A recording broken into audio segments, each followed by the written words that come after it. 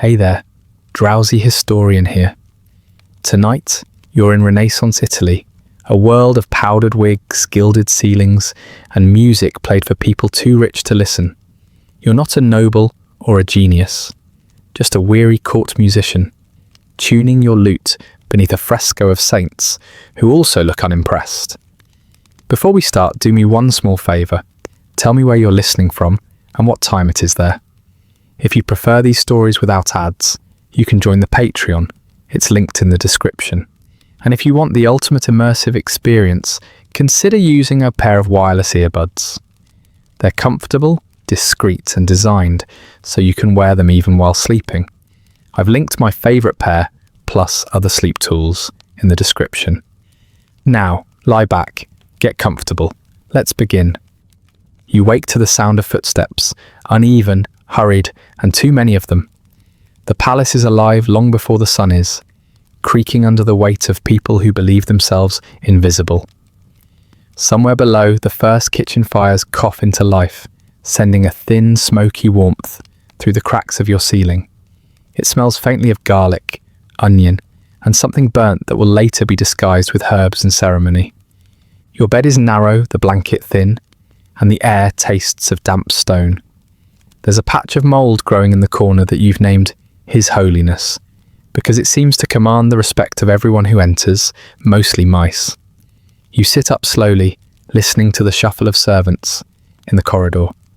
Their soft chatter drifts through the door, like a secret that no one cares to keep. You rub the sleep from your eyes and stare at the lute propped against the wall. Its strings are loose again. They always are.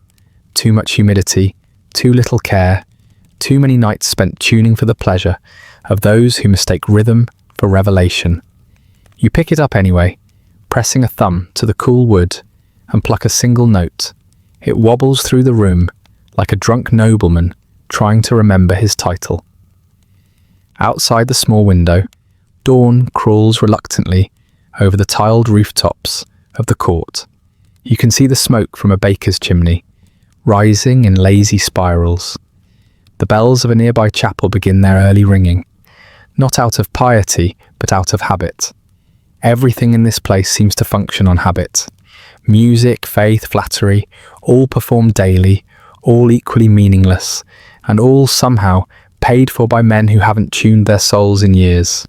You dress with the elegance of someone who has no choice. The velvet doublet they issued you months ago has faded into a colour that might once have been blue. The collar smells faintly of candle wax and effort. The sleeves are too short, but you tell yourself it's a fashion from Florence, something avant-garde, misunderstood by provincial eyes. You open the door and step into the corridor, where the air is already thick with the scent of boiled meat and beeswax polish. A servant nods at you, not out of respect, but out of exhaustion. Everyone here moves with the same weary choreography, as if the entire palace were a single, absurd opera, performed without rehearsal. You descend the stairs, passing portraits of forgotten nobles, who stare down in permanent judgment. Their painted eyes follow you, eternally unimpressed by your contribution to civilization. You would greet them, but they look like the sort who never laugh. The kitchen's a chaos. A boy no older than 12 struggles to carry a pot larger than himself. A cook shouts something about sauce consistency, a matter treated with more gravity than war. The air is heavy with steam, salt, and the occasional scream of someone who has burned their hand. You walk through it all like a ghost, unnoticed, unneeded, until the first noble decides the morning requires music. A maid hands you a crust of bread without looking up. It's slightly stale, but that seems appropriate. You eat it slowly, leaning against a barrel, watching as the palace machinery churns. The sound of ladles, knives, and distant complaints becomes its own rhythm, not pleasant but honest. For a moment, you imagine composing something inspired by this symphony in Garlic Minor, but you know better. No one here would appreciate a melody that smells of real work. A bell rings above, sharp and imperious. The steward's voice follows, announcing the beginning of the day's cultural duties. That means you. That always means you. You make your way to the upper floors, where the light changes from the yellow warmth of the kitchens to the cold gleam of polished marble. The ceilings grow higher, the air thinner, the conversations more artificial. You pass through a corridor lined with tapestries depicting heroic hunts, men in perfect form chasing terrified animals through imaginary forests. You find the art deeply moving, mostly because the animals always seem to win in your mind. The music chamber waits for you like a patient accusation. It smells of rosewater, ink and dust. Sunlight drifts through tall windows, painting the instruments in gold. You take your place by the small wooden stand that holds your sheet music, though you've memorized every note months ago. Before long, the noble family enters, still wrapped in the lazy fog of breakfast wine. They nod vaguely in your direction. To them, you are part of the decor, not human exactly, but necessary. A feathered hat for the ear. You bow, of course. You always bow. The Duchess, who insists on calling you Giovanni, despite your name being Marco, gestures for music. You begin to play. The notes fill the chamber, soft, precise, obedient. You watch them float into the air, rise above the chatter of the courtiers, and then dissolve into nothing. No one listens. A count yawns. Someone stirs sugar into coffee. The Duke asks about hunting season. You keep playing. The irony is that the less they notice, the better you must be. When the piece ends, there is a polite murmur of approval. You bow again. Someone says bravo in a tone that could equally have been used for complimenting wallpaper. The Duchess smiles faintly, the kind of smile people reserve for decorative fountains. You're dismissed with a flick of the hand. They don't thank you, but you wouldn't know what to do if they did. Gratitude would feel out of place here, like sincerity wearing the wrong shoes. You leave the chamber and wander toward the outer balcony. The morning light has softened into gold, brushing the stone balustrades and the garden below. The scent of citrus trees drifts upward, mingling with the faint odour of horse stables and perfume. You lean on the railing, watching the gardeners arrange flowers for the evening's entertainment, blossoms destined to wilt before anyone notices.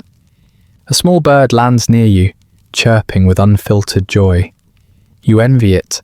No patron, no schedule, no audience of decorative idiots. You pluck a quiet melody under your breath. And for a brief moment the world feels simple. Then from inside the steward calls your name again, sharply this time, as if music were a form of misbehaviour. You sigh, tuck your lute under your arm, and step back into the echoing corridors of marble and mediocrity. The day, absurd as ever, has only just begun.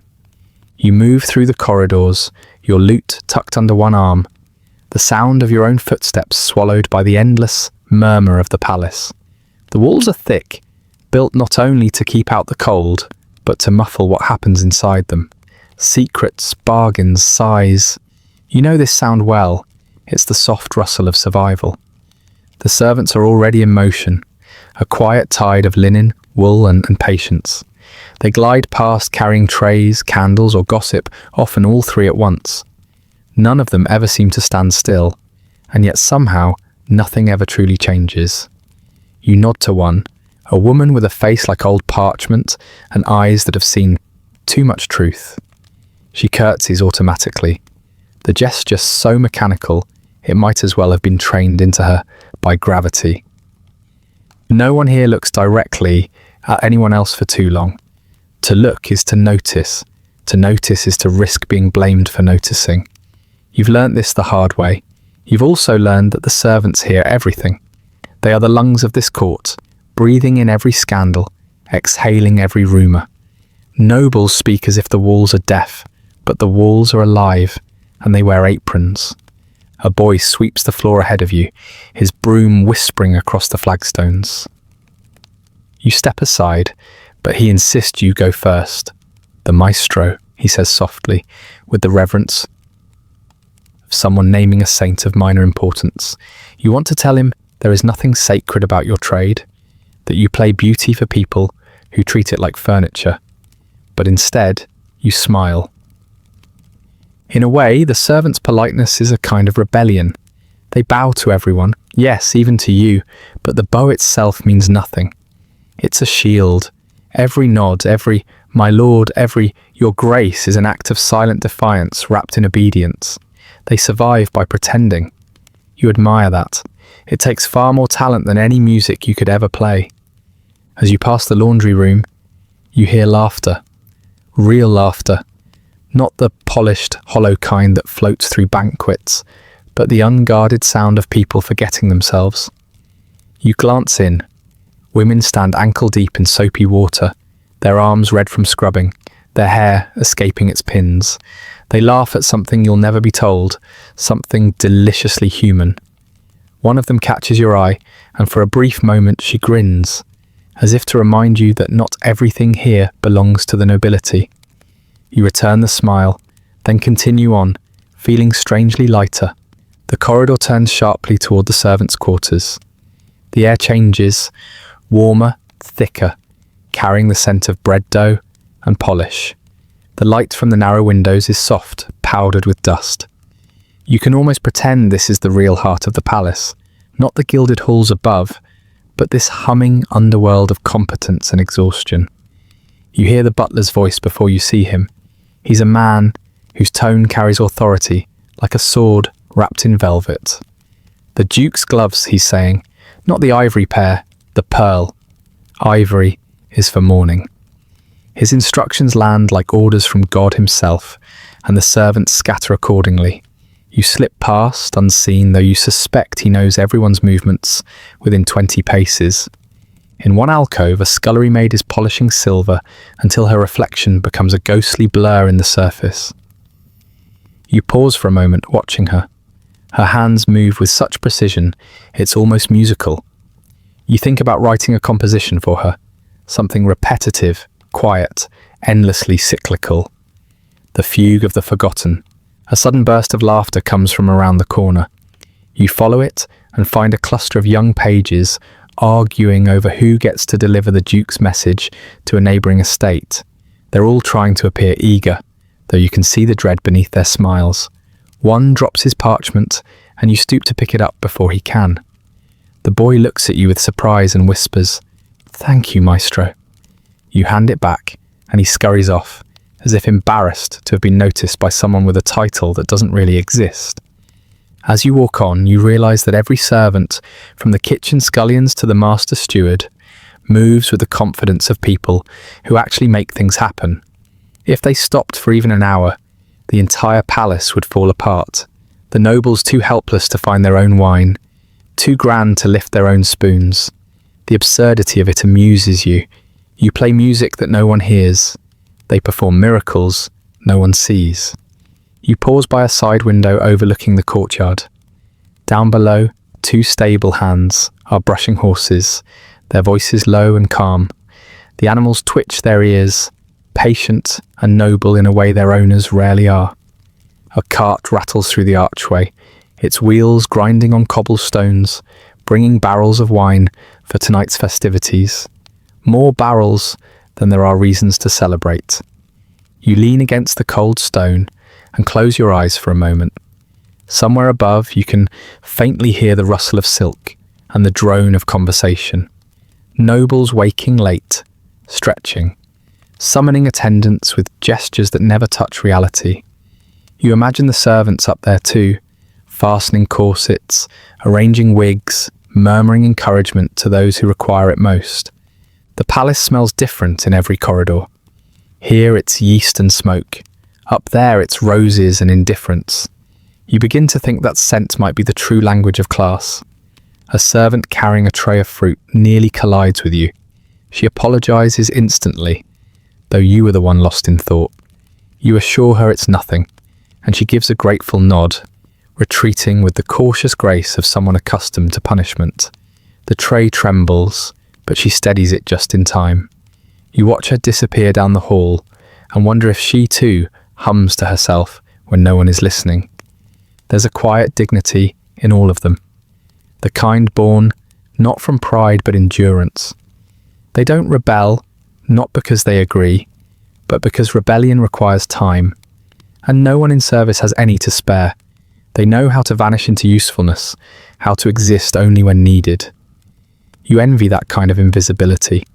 You pass the servants' chapel, a narrow room with peeling frescoes and a smell of damp wax. A single candle burns at the altar. Someone must have lit it before dawn, before even the cooks began their work. You hesitate, then bow your head. Not in prayer exactly, but in recognition. If there are saints for this world, they must be disguised as servants. When you emerge again into the corridor, the butler is shouting for the musicians to prepare for a midday rehearsal. His voice ricochets off the walls, full of the authority of someone who manages chaos for a living. You sigh, straighten your doublet, and head toward the music chamber. As you walk, a thought follows you like a persistent tune. The nobles rule by appearance, but the servants rule by motion. They make the world turn quietly, elegantly, without ever being seen doing it. You, meanwhile, are somewhere in between, too visible to rest, too invisible to matter. And so, you keep walking, the faint sound of your boots echoing down a corridor that smells of soap, sweat and secrets, the real perfume of power. The gallery is colder than memory. You sit near one of its long windows, light spilling through panes of imperfect glass, each one bending the morning sun into uneven patches of gold and shadow. Dust floats lazily in the air, catching the light like faint snow. Someone centuries ago decided that the gallery should be a place of elegance, but in truth it serves mostly as a wind tunnel lined with disappointment and art. You rest your lute across your lap, fingers stiff from the chill. The instrument groans slightly, wood reacting to temperature, strings slackened by humidity, everything in quiet rebellion against precision. You pluck a note, and it wavers pitifully. The fresco of angels painted above you seems to flinch. Their expressions, serene, divine, faintly judgmental, offer no comfort. You begin to tune, slowly, deliberately. The sound echoes through the gallery, sharp, then flat, then sharp again. Each adjustment is a negotiation between you and the universe, a futile attempt to impose order on wood and gut and air. The angels watch. You suspect they would play perfectly, if only they had to earn their supper doing it. Your thumb slides across the strings, testing intervals. The sound trembles, searching for balance. You tilt your head, listening for that invisible point where chaos becomes harmony.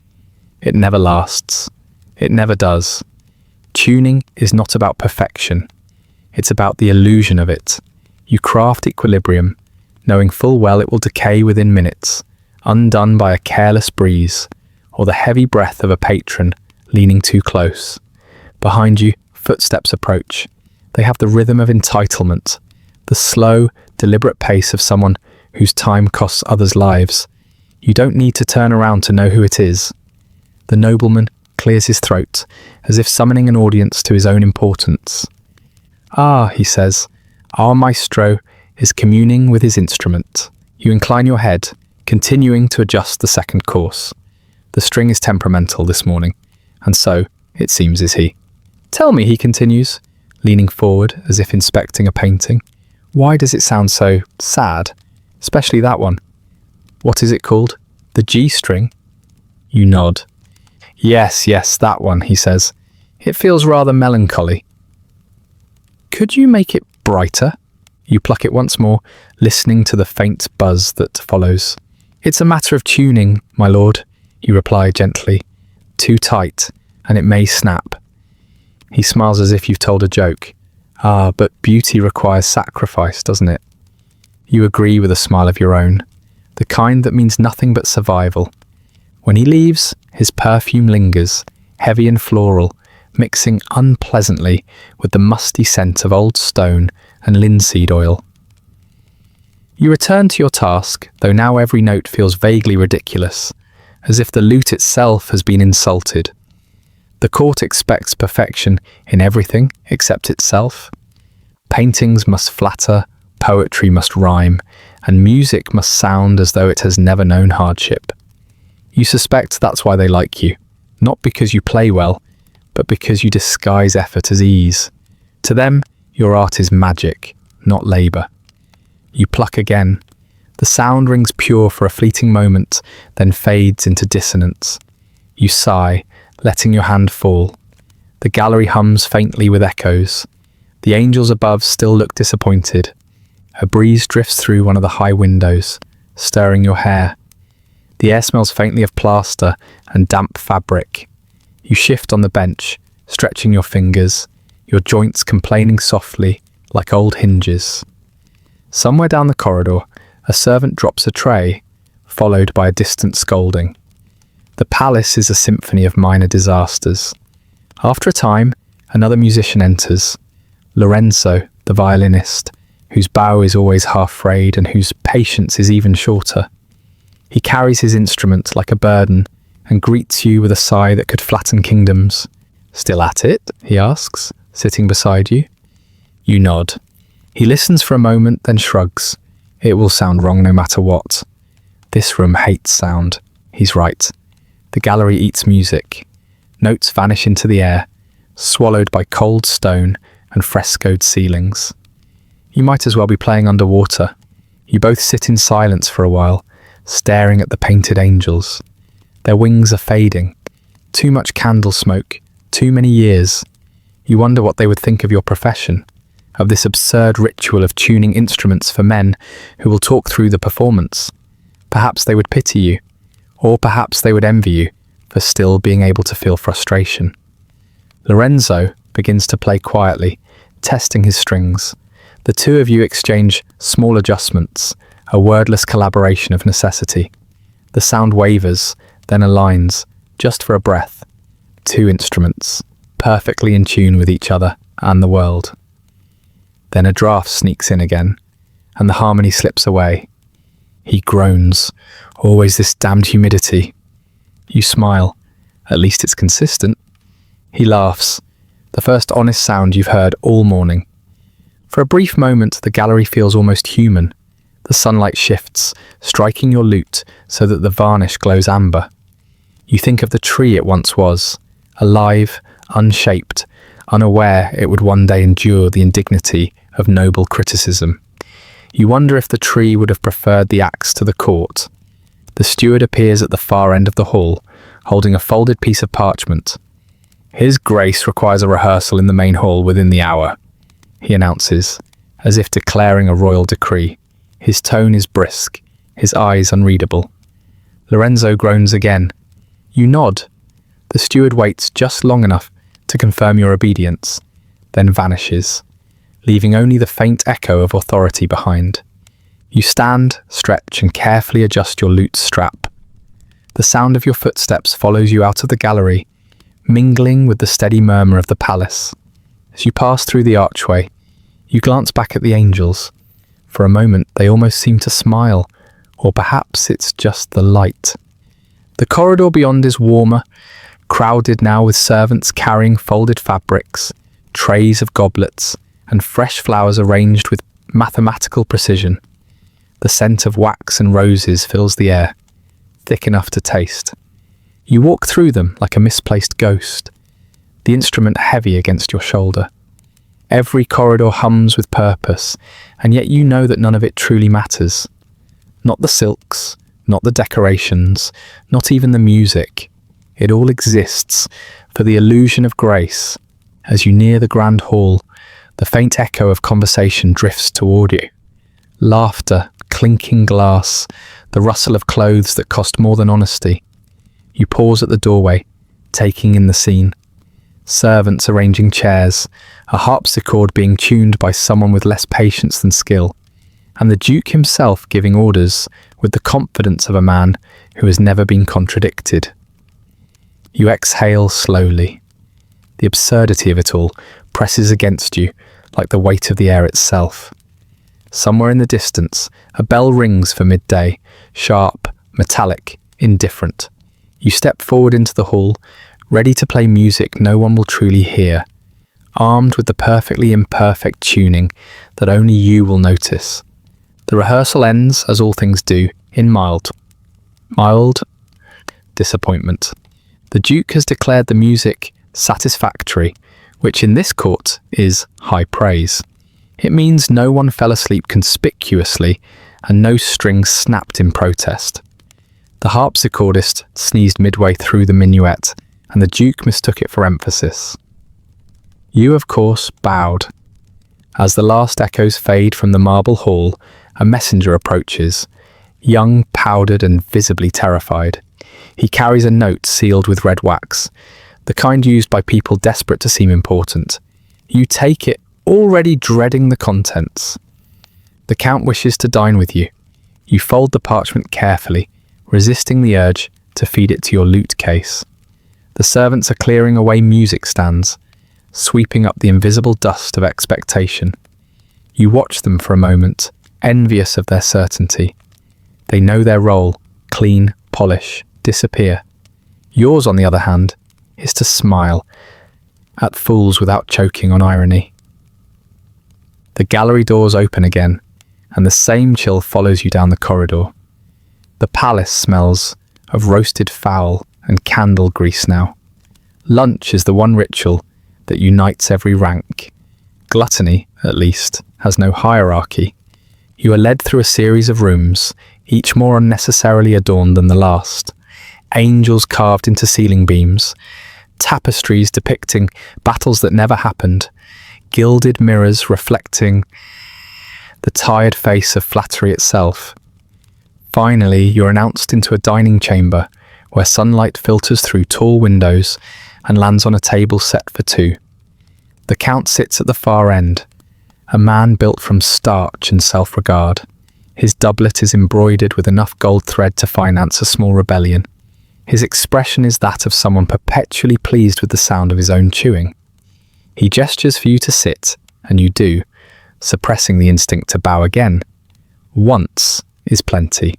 Ah, my maestro, he says, wiping invisible crumbs from his chin. You play with such delicacy. The Duchess wept, you know. You doubt that. The Duchess rarely notices anything without diamonds in it. But you nod, because disagreement is considered impolite at meals. And this man has a knife. He waves a servant over, and a dish of something pale and oily is set before you. The Count takes a bite of his own, chews with the rhythm of a man contemplating philosophy, and then begins the kind of conversation that would drive Socrates to silence. You see, he says, between mouthfuls, music is but a mirror of the soul, a reflection of divine geometry. You hum politely, watching a piece of bread disintegrate in his wine. But, he continues, yours, I think, is too serious. You should compose something lighter, something the people can dance to. Perhaps something cheerful, like a salad.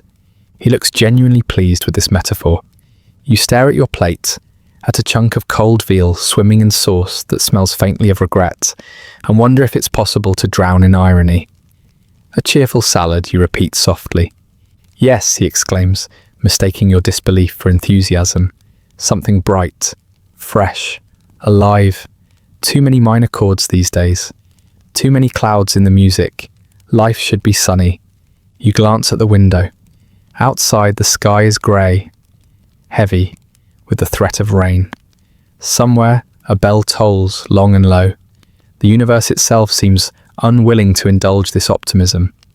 He leans closer, lowering his voice conspiratorially. Do you know what I think? You suspect you will find out regardless. I think, he says, that genius is overrated. Simplicity, that is the key. The people don't want brilliance. They want comfort. You sip your watered wine. It tastes faintly of copper and diplomacy. Comfort is indeed a noble pursuit, my lord. Exactly, he beams, triumphant. Take my nephew, for example. The boy cannot play a single instrument, yet his spirit, his joy, he whistles constantly. That, my dear maestro, is true art. You imagine this nephew wandering the halls, whistling tunelessly, while servants trip over themselves, pretending to applaud. You briefly consider changing professions. A servant refills the Count's goblet. He gestures for you to eat. You oblige, slicing through the veal, as he launches into a story about how he once advised a painter on colour theory. Apparently, he suggested that blue was too sad and recommended something more orange. The painter, he explains proudly, agreed. You resist the urge to ask whether history remembered that masterpiece. The meal stretches on like an unwelcome sermon. The Count philosophizes between bites, lecturing on beauty, virtue, and digestion with equal authority. He tells you that art should elevate the soul, though his own seems weighed down by butter. You listen with the serenity of a monk, contemplating madness. Occasionally he pauses to praise your humility, mistaking silence for wisdom. You wonder what would happen if you told him the truth, that your music is a form of survival, that every bow, every smile, every perfectly timed chord is a defense mechanism. But that would spoil his appetite, and you've learned that nothing angers nobility more than indigestion. You let him talk. The words wash over you like lukewarm water. Outside, thunder rumbles faintly. The scent of rain seeps in through the open window, mingling with the sharp sweetness of overripe fruit on the table. He doesn't notice. He's describing in great detail a dream he once had about inventing a new musical scale. 7 notes is too few, he says with conviction. I prefer 8, or perhaps 9. More notes, more possibilities. You nod solemnly, as though this revelation might rewrite the laws of harmony. At last the plates are cleared. The Count leans back, satisfied, dabbing his mouth with a napkin embroidered with his own initials. You must promise, he says, to compose me a tune, something that captures my spirit, simple, noble, unforgettable. You assure him that nothing would give you greater joy than to attempt the impossible. He claps his hands delightedly. Splendid! Oh, and make it cheerful, something I can hum while hunting.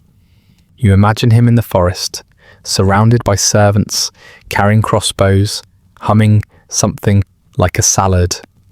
You manage to keep a straight face. The lunch concludes with a small speech about the moral duties of artists. You receive it in silence, like a confession you didn't ask for. When he finally dismisses you, you rise, bow, and retreat with the dignity of a man escaping captivity. In the corridor, the air feels cleaner, as if the walls themselves exhale relief. You walk slowly, letting your steps fall in rhythm with the distant drip of rain outside. Somewhere down the hall, a servant hums a simple tune, off-key but sincere. It's oddly beautiful.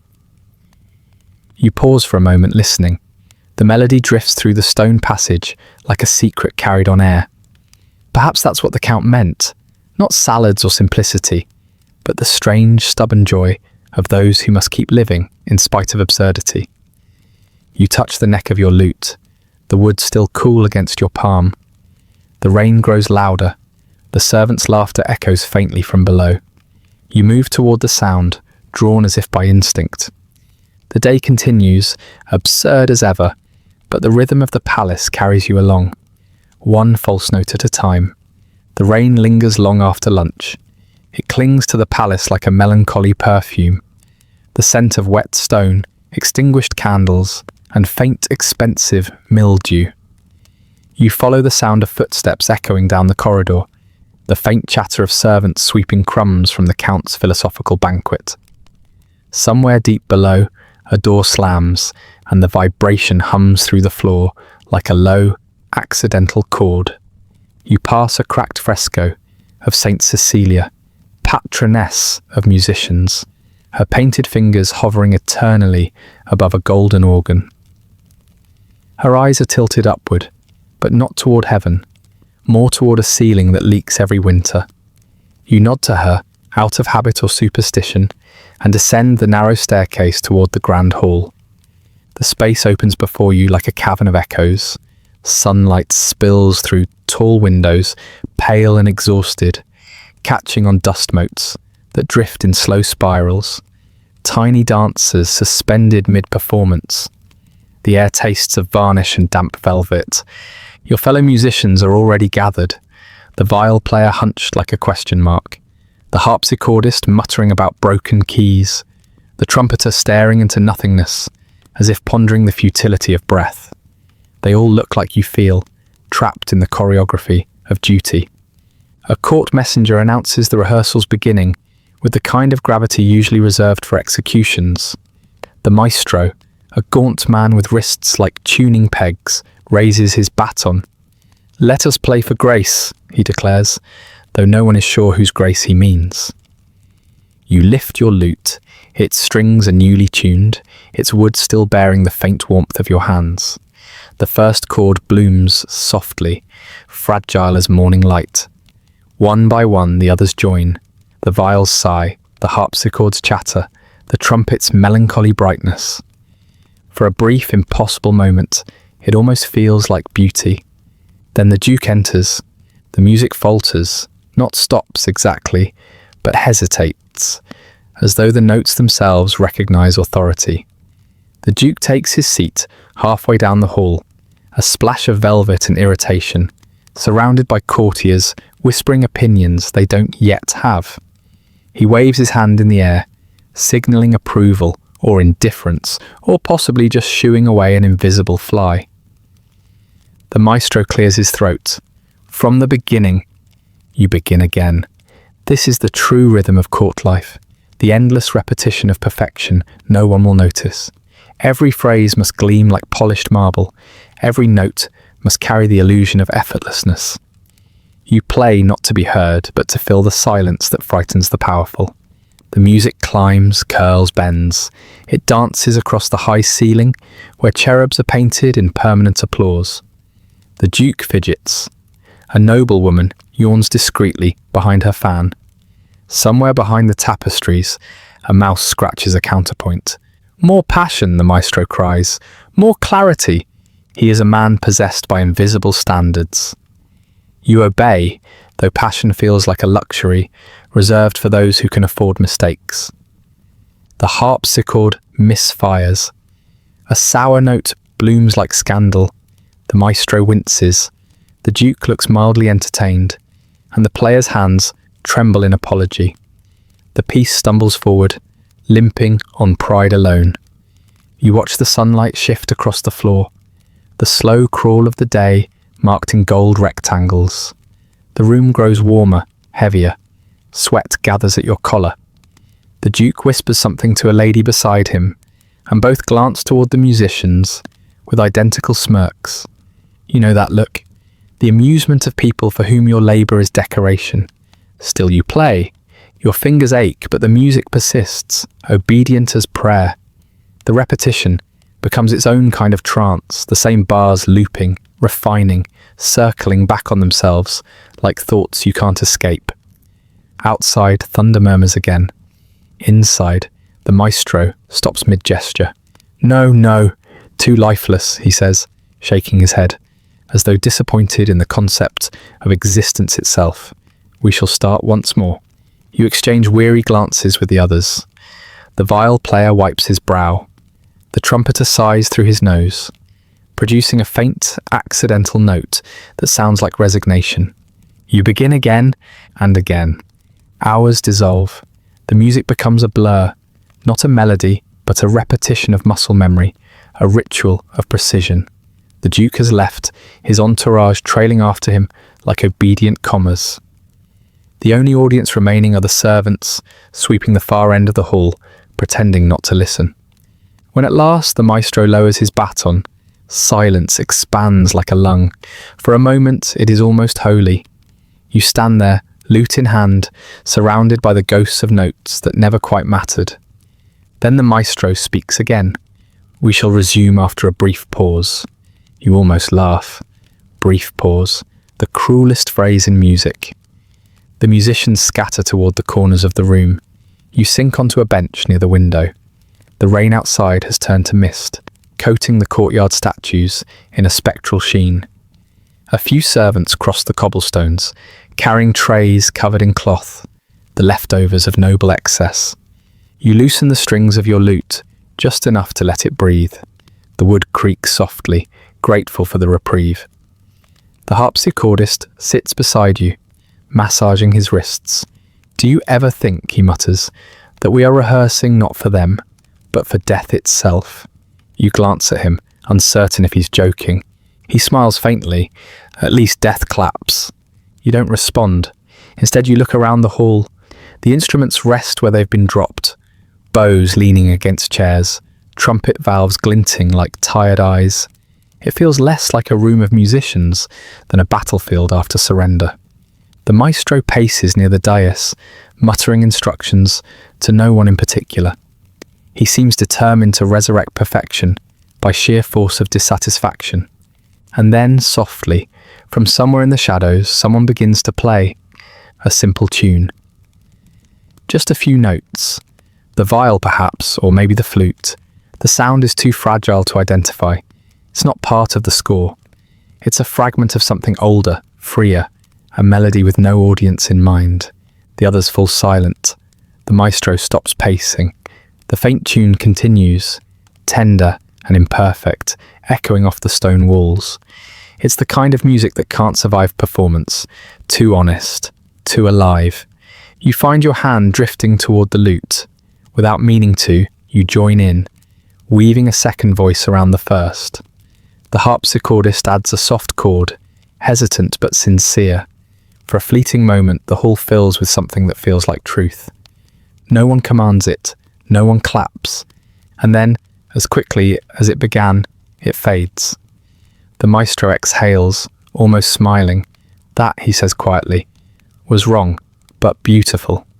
The rain outside grows heavier again, tapping on the windows like an impatient audience.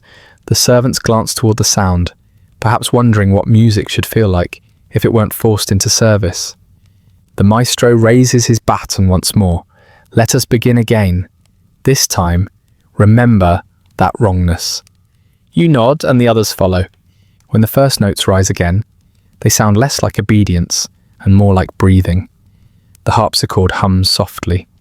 The viol sighs like memory. The hall no longer feels like a cage but a confession, a shared absurdity. The music loops endlessly, yes, but now the futility feels almost noble. Because in the heart of repetition lies a strange defiance. To play perfectly for no one. To keep beauty alive even when no one listens. And as the day fades into amber light and the echoes settle into the rafters where angels pretend to applaud, you realize that this endless rehearsal is the only performance that will ever matter. Not for the Duke, not for the Count, but for the stubborn part of you that refuses to stop playing. The light outside the tall windows has turned the colour of melted gold, soft and uneven, glinting. Across the marble floors, where the echoes of rehearsal still hum faintly. The instruments lie abandoned in their corners, exhaling quiet exhaustion. You linger a moment longer, letting the silence stretch, watching how it settles like dust. The sound of hurried shoes breaks the stillness. A servant slips through the half-open door, young, pale, already overworked by the day's endless demands. He bows halfway and mutters that you are requested upstairs. Requested, a word that means summoned when uttered in a palace. You follow him through the maze of corridors.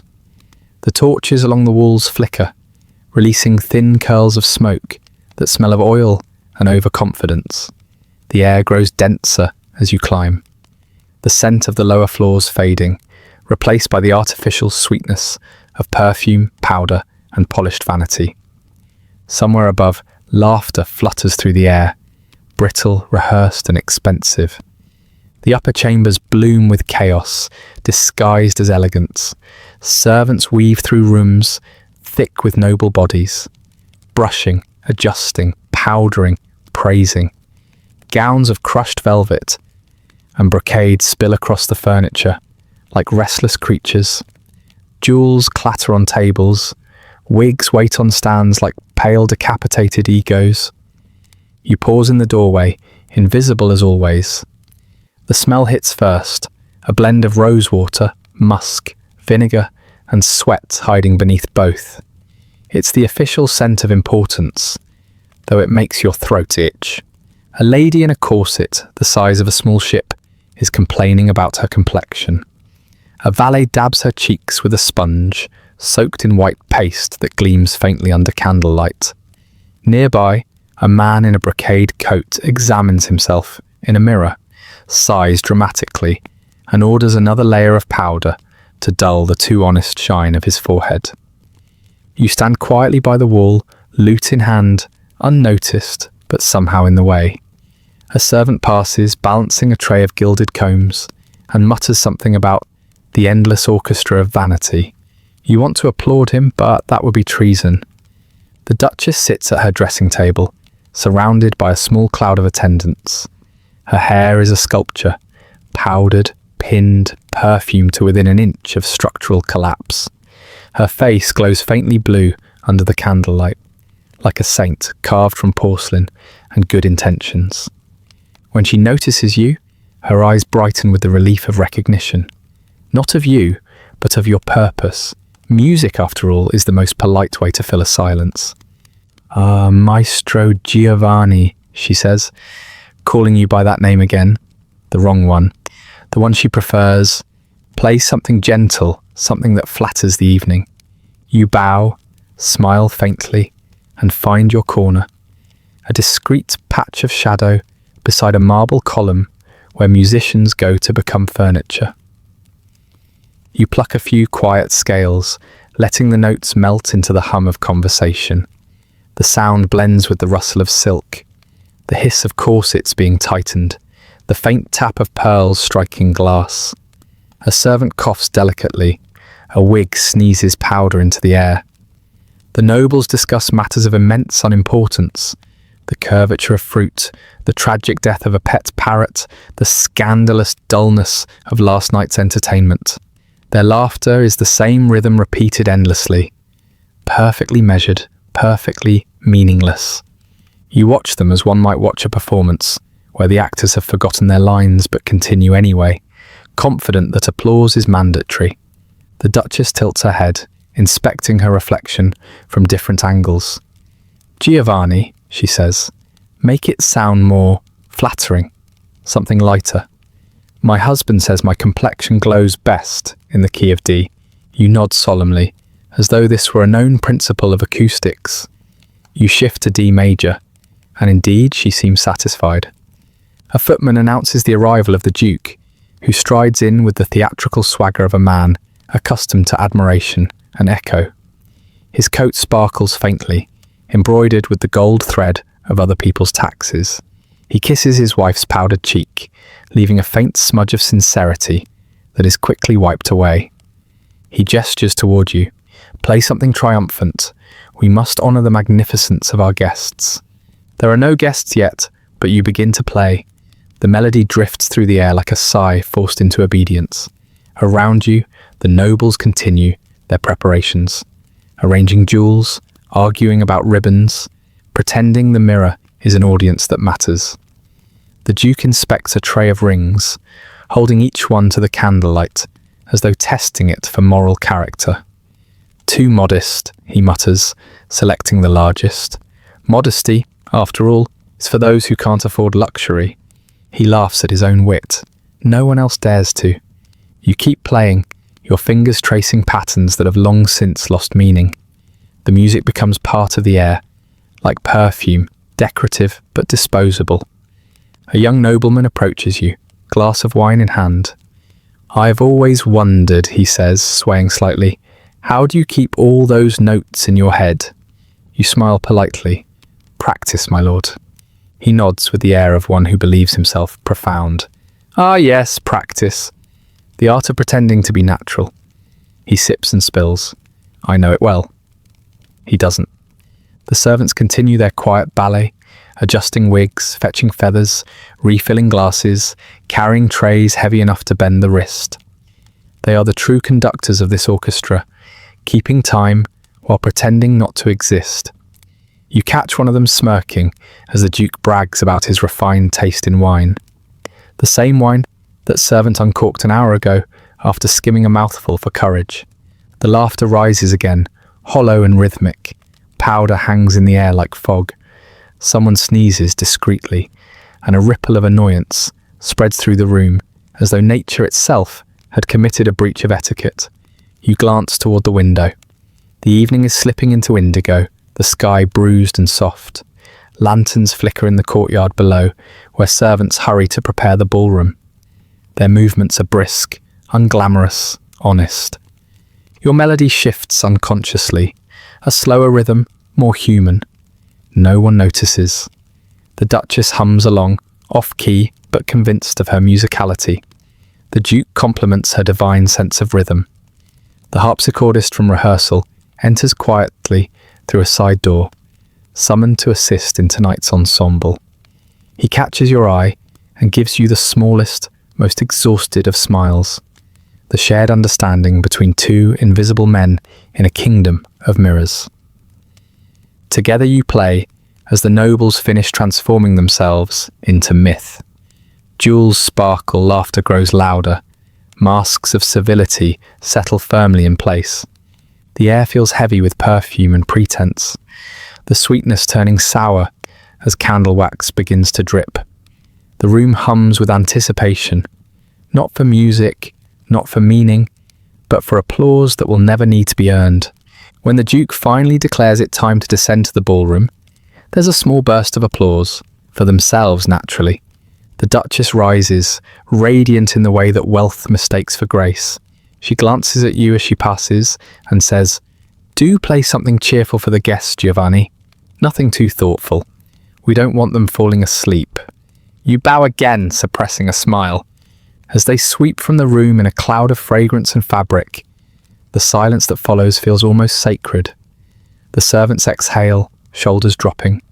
A single feather drifts to the floor. You pluck a quiet, private tune, something nameless, sincere, and unfit for noble ears. The sound slips through the window into the cooling air, unnoticed by everyone but the night itself. Downstairs you hear the faint hum of the ballroom awakening, the clatter of dishes, the tuning of instruments, the low murmur of pretense rehearsing itself once more. You rise, cradle the lute, and follow the sound. The evening, like the day, will ask you to play beautifully, and mean nothing by it. The corridor spills into sound, the hum of preparation grows into a roar of refinement, the clinking of goblets, the nervous shuffle of servants, the rustle of silk disguising discomfort. You follow the rhythm instinctively, as one might follow the scent of smoke toward a fire. The ballroom opens before you like an enormous, glittering lie. Chandeliers hang low, dripping candlelight that trembles with every draught. The air is thick with perfume, roasted meat, and the faint metallic tang of coin. Gilded mirrors multiply the guests into infinity, an army of powdered reflections, all smiling at themselves. You take your place at the far end of the hall, near the musician's alcove, a modest corner filled with instruments and invisibility. From here, you can see everything without existing in it. The harpsichordist nods to you, his expression fixed in that familiar mask of weary professionalism. The viol player tightens his bow, his hands trembling slightly. Across from you, a young flutist inhales nervously, as though about to dive underwater. You all know your role, to decorate the silence between courses, to gild the appetite of the wealthy. The first wave of courtiers enters, a procession of confidence and lace. They move like choreography, heads tilted just so, laughter polished to perfection. Behind them come the servants, bearing platters that shine like relics, roasted peacock, with jewelled feathers reattached, almond pastries shaped like crowns, and towers of candied fruit, taller than the dignity of their makers. The Duke and Duchess arrive last, preceded by their boredom. The crowd bows in waves. The Duke raises his hand in a gesture of dismissal that looks remarkably like blessing. You pluck a single note to test the acoustics. It trembles briefly and disappears into conversation. The maestro signals, the music begins. Soft strings, low and graceful, a melody meant to flatter the air without disturbing it. You join, your lute's notes curling between laughter and the scrape of silver cutlery. The courtiers murmur to one another, as though words, like jewels, were meant to sparkle rather than mean. Their voices form a tapestry of nonsense, the latest scandal about an artist who painted too realistically, the tragedy of a friend's gown being last season's shade of gold. Someone laughs too loudly, a sign of insecurity, mistaken for charm. A server passes near you carrying a platter of roasted pheasant. The smell catches your throat, sweet, fatty, indulgent. You wonder if the kitchen boys who prepared it even got to taste what they made. You pluck another note, sharper this time, and watch as it dissolves in the steam rising from the food. The Duke lifts his goblet. To refinement, he declares, and to the art that civilises us. The toast echoes down the hall. You suspect that if art ever truly civilised him, it would be quietly executed. You continue to play.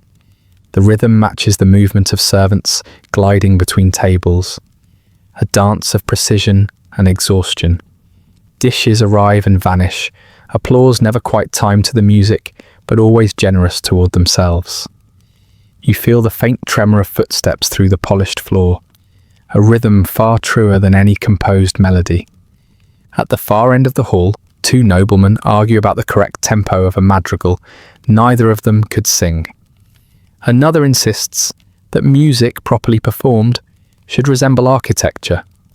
You resist the urge to ask if he prefers his symphonies with windows. The Duchess, radiant and already bored, turns her attention to you. Play something livelier, she calls, something that encourages digestion. You obey, of course. You shift to a brisk pavane, cheerful enough to flatter the meat. The courtiers nod approvingly, not at you, but at the idea that their evening is unfolding precisely as rehearsed. You observe their faces, powdered calm masking quiet calculations. Every gesture here is a transaction. A compliment for a favour, a laugh for an alliance. You realise your music, too, has been enlisted in this silent commerce, each note a currency of flattery. Still you play, a servant trips, just a flicker of movement, a gasp, a clatter of cutlery. The hall freezes. For a heartbeat, silence blooms, raw, unrefined, human. Then, as if ashamed, the music swells again, covering the mistake like fresh paint on a crack. The servant vanishes into the shadows. No one acknowledges him. Your fingers ache. The candles above drip wax like the slow passing of hours. You catch your reflection in the polished brass of a wine ewer, a face pale and hollowed, eyes half-lidded with patience. Behind you, the harpsichord stumbles over a key, too subtle to draw scorn, but enough to make you glance his way.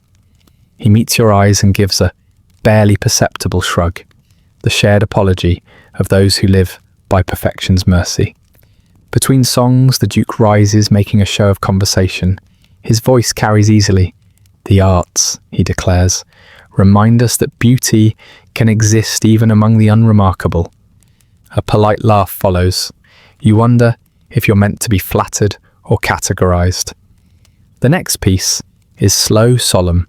The melody drifts like candle smoke through the hall, clinging to velvet sleeves and feathered collars. No one listens, but everyone enjoys the idea that music is occurring. The Duchess closes her eyes as though moved, though you notice her hand reaching discreetly for another sweet. From your corner, the scene unfolds like a play performed for ghosts. You play, they feast, the servants glide, the chandeliers sway. The entire hall breathes in ritual rhythm. Inhale, indulge, applaud, repeat. And yet beneath the surface, something honest hums. You notice the kitchen maid standing just beyond the doorframe, listening. She doesn't smile, doesn't move, just stands there, her gaze fixed on the sound. For her, the music exists. For her, it means something. You play a little softer, stretching the notes to reach her. She closes her eyes, just for a moment, as if the melody were a window. Then the Duke's voice slices through the air. Louder, Giovanni! We can't hear you over our own conversation. You play louder. The notes lose their tenderness, their shape. They become furniture again. Dessert arrives in triumph, a sugar sculpture of the Duke's hunting hounds, rendered with terrifying accuracy. The courtiers gasp in admiration, though most will not eat it. Art, after all, is meant to be admired, not consumed, unless it's yours. The Duchess claps her hands lightly. A toast, she says, to our musicians who make beauty obedient. You bow from your corner, the gesture so well practiced, it no longer feels connected to your spine. A ripple of applause follows, the kind that begins before the heart knows why. Then, as quickly as it came, attention moves on. The laughter swells again, the servants pour more wine, and you return to your quiet post in the corner. You play through the fading clamour, each note dissolving into perfume and candle smoke. The harpsichord fades beside you, its final chord trembling like a sigh. The banquet carries on without you now, conversations looping endlessly, laughter echoing off the walls until it becomes almost mechanical. You stop playing and no one notices. You sit back, resting the lute against your chest. The wood hums faintly, as if remembering what it was built for. You watch the nobles move through their rituals of grace, each gesture perfectly rehearsed, perfectly hollow. And then faintly, beneath the chatter, you hear the rain begin again. A soft, distant drumming on the roof tiles, washing the perfume from the night. The sound seeps into the hall, through cracks in the stained glass, mingling with your silence. It feels like the only true rhythm here, indifferent, eternal, honest. A servant opens a window to let out the smoke. Cool air drifts in, brushing your face. For a moment you smell something real. Wet stone, lavender, rain-soaked earth. It feels almost like a song. You take a slow breath, fingers tracing the edge of your instrument. Around you, the court continues to feed, to laugh, to applaud itself. You remain there, quietly, the invisible musician in a room of gilded noise. The one reminder that beauty, no matter how ignored, still insists on existing. The banquet fades at last, dissolving into the sound of chairs scraping marble and tired laughter echoing down the long corridors. Silverware clinks in retreat. Servants begin clearing what's left of extravagance, and candles gasp their final breaths of light. You rest your lute against your knee, your fingers sore and numb, as if the strings themselves have bitten back. The Duke has already retired, carried off by the weight of his own satisfaction, but the Duchess lingers. Her pearls catch the flicker of flame like tiny, patient eyes. She laughs softly at something no one says. Then, as though struck by divine boredom, she turns toward you. "Stay," she says. The word lands like a coin tossed into silence. Servants pause, glance, bow, and vanish. The hall empties in obedient waves until it's just you, her, and the echo of too much perfume. The Duchess glides forward, gown whispering across the tiles. "I have always loved music," she begins, the way a soldier might say he loves peace from a distance. "My mother said I had the voice of an angel." You bow slightly, because there's no safe alternative. She gestures toward the empty harpsichord, then to your lute. "Play something delicate, something that flatters a woman's soul." You suppress the sigh rising in your chest and adjust your instrument. The candlelight trembles against her face, softening her into something almost human. You begin with a slow prelude, nothing too demanding, something safe, circular, endlessly polite. The Duchess lifts her chin and inhales with the grand seriousness of a cathedral preparing for Mass. Then she sings. It is not singing, not exactly. It is an act of vocal architecture, each note built awkwardly, unevenly, collapsing under its own importance. The sound wobbles through the hall like a goose attempting theology. Her voice begins low and uncertain, then soars upward with reckless ambition, colliding with pitches not yet discovered by civilized music. You wonder briefly if she's trying to summon angels or startle them into flight. Still, you nod and continue strumming, adjusting the key as mercifully as you can without her noticing. Your fingers move automatically, cushioning disaster in harmony's disguise. She looks at you for reassurance. You smile, the kind of smile that costs nothing but dignity. "Oh, I do so adore the old songs," she says, breathlessly, between lines that stumble over their own melody. "The purity of them, don't you think?" You nod. You think of purity as something long dead and better left that way. She begins again, more confident now, emboldened by your silence. Her voice climbs higher, expanding like an opera house made entirely of broken glass. The echoes bounce through the marble hall, a duet between her ambition and the room's acoustics. You keep pace, though your mind drifts elsewhere, to the quiet of your small quarters, to the cool scent of varnished wood, to the memory of actual harmony. The Duchess sways with her own music, eyes half closed. "My husband says I sing from the heart," she murmurs between verses. You wonder if he meant it as praise or diagnosis. She misses another note, a spectacular miss that ricochets off the chandelier. You compensate with a flourish, turning her mistake into what might be mistaken for artistry. It's a trick every court musician learns, how to make the powerful believe they're talented. When she finishes, she gasps triumphantly. "Magnificent," she exclaims, as though surprised by her own endurance. "Tell me, maestro, was it not divine?" You choose your words like stepping stones over a pit. "It was heavenly, my lady, truly unlike anything in this world." She beams. "I knew it. My soul was born for music." You resist the urge to agree too sincerely. The Duchess waves you closer. "Again," she says, her tone equal parts command and excitement. But this time, something livelier. Something that allows me to truly express the joy of my spirit. You want to suggest silence. It would express far more. But instead, you shift into a brisk allemande, light enough to flatter her rhythm. She claps along at first, hopelessly behind the beat, then begins to sing once more. Her laughter sneaks between phrases. "Oh, how free it feels to sing with such a gifted musician," she says. You bow slightly mid-song, a balancing act of flattery and restraint.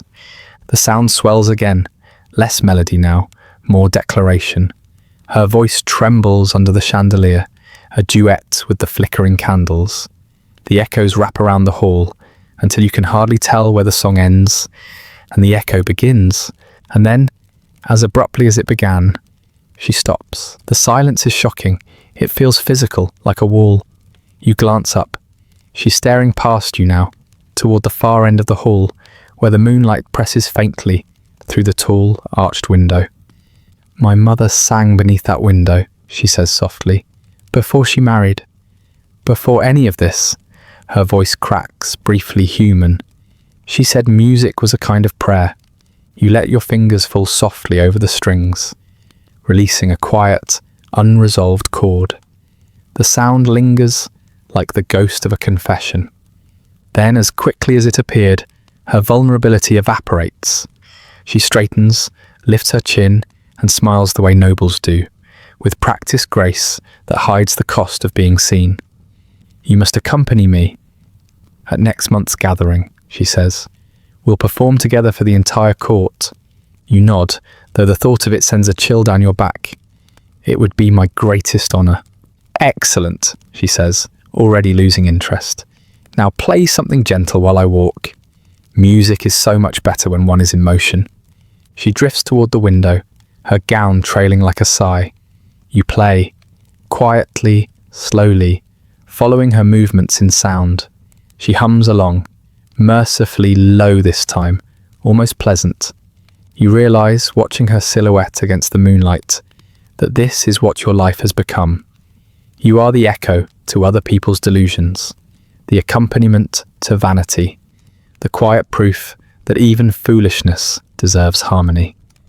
When she turns back, her smile has softened. "You're very patient," she says. "That's rare in artists. Most are so temperamental." "I've learned to serve the music," you reply. She tilts her head, studying you as if you were a curious instrument. "No," she says finally, "you've learned to serve people." The words sting because they are true. The hour grows late. The last candles gutter and die, leaving only moonlight and the faint glow of oil lamps. She waves a hand dismissively. "That's enough for tonight. You may go. I must rest my voice. The kingdom is not yet ready for me." You bow, gather your lute and back away quietly. The door creaks as you open it, and the sound feels almost like laughter. The corridor beyond is dark and mercifully empty. Your footsteps echo softly on the cold stone, each one carrying the faint vibration of her song, that strange mixture of arrogance and loneliness. As you walk, the melody follows you like perfume, imperfect, absurd, unforgettable. It twines through your thoughts, a ghostly refrain that no amount of tuning will ever quite erase. By the time you reach the servants' stairwell, dawn is only a rumour at the horizon. You pause for a moment, resting your hand on the railing, listening to the faint hum of the palace, the sound of sleepless wealth breathing through its walls. You think again of her voice, fragile and dreadful and somehow painfully honest. Beneath the artifice, there had been something almost pure, a need to be heard, not for what she was, but for what she wished to be. And in that moment, absurd as it seems, you understand her. You too spend your life making noise in the hope that someone might finally listen. You descend the stairs slowly, one hand on the worn stone, the other still clutching your lute. The strings vibrate faintly with each step, whispering back the ghost of her song. Outside, the rain has stopped. The air smells of wet marble and wilted roses. Somewhere in the distance, a nightingale begins to sing, effortlessly, beautifully, as if mocking the entire evening. You stop to listen. It's perfect, effortless, honest, and you can't help but laugh, softly, bitterly, but sincerely, because in that moment you realize that even in this world of gilded foolishness, real music still exists. It just never performs for an audience. The corridor exhales cold air as you step outside, your boots clicking softly against the worn stone. The rain has left the courtyard slick and glistening, turning torchlight into trembling rivers of gold across the cobblestones. You pull your cloak tighter, though the wind slips through the fabric easily, an uninvited guest that has learned to make itself comfortable. You hadn't intended to play again tonight. Your hands still remember the Duchess's disastrous aria. Your ears still ring faintly with the ghost of her ambition. You thought, perhaps, that sleep might grant a small reprieve, but sleep, like respect, is a luxury never offered to musicians. A messenger had arrived at your quarters, pale and apologetic, bearing a note sealed with wax and boredom. Music required. Immediately, balcony, south wing. No reason, no name, just an order. And so here you are, half dreaming, half freezing, carrying your lute like a relic of misplaced devotion. You cross the courtyard, past the marble fountain where water murmurs secrets to no one. The statues that encircle it, gods, nymphs, and the occasional self-portrait of a patron, gleam wetly in the moonlight. Their expressions are as empty as the nobles they resemble. A soft cough startles you. A servant stands nearby, holding a lantern. He doesn't meet your eyes. "She's above," he says, voice hushed, as though the night itself might overhear. "Her Excellency cannot sleep," you nod. That makes two of you. The servant gestures toward the staircase, winding up the side of the building. "Play something tender, something noble." He says noble as if it's a synonym for dull. Then, lowering his voice, he adds, "If she falls asleep, you can stop. An achievable goal at least." The stairs creak as you ascend, your fingers tracing the cold iron railing. The wind tugs at your cloak, flaring it like a reluctant flag.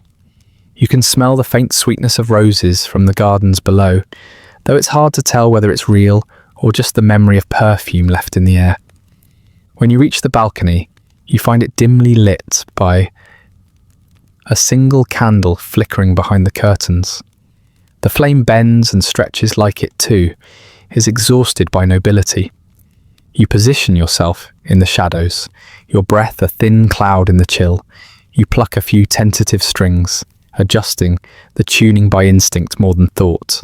The sound floats upward, fragile and uncertain, before vanishing into the night. Inside the chamber, a silhouette shifts behind the drapes. You imagine a lady in a silken gown, reclining on embroidered pillows, her face turned toward the ceiling in melancholy reflection, awaiting your music as one might await divine intervention. You begin to play. The first notes are soft, delicate as the wing beat of a moth. The melody weaves through the cool air, circling the balcony, brushing gently against the curtain's edge. But after a few bars, you realize the truth. She is asleep. Not the elegant poetic slumber of a lonely soul lulled by art. No, this is the deep oblivious sleep of someone who has dined too heavily on wine and vanity.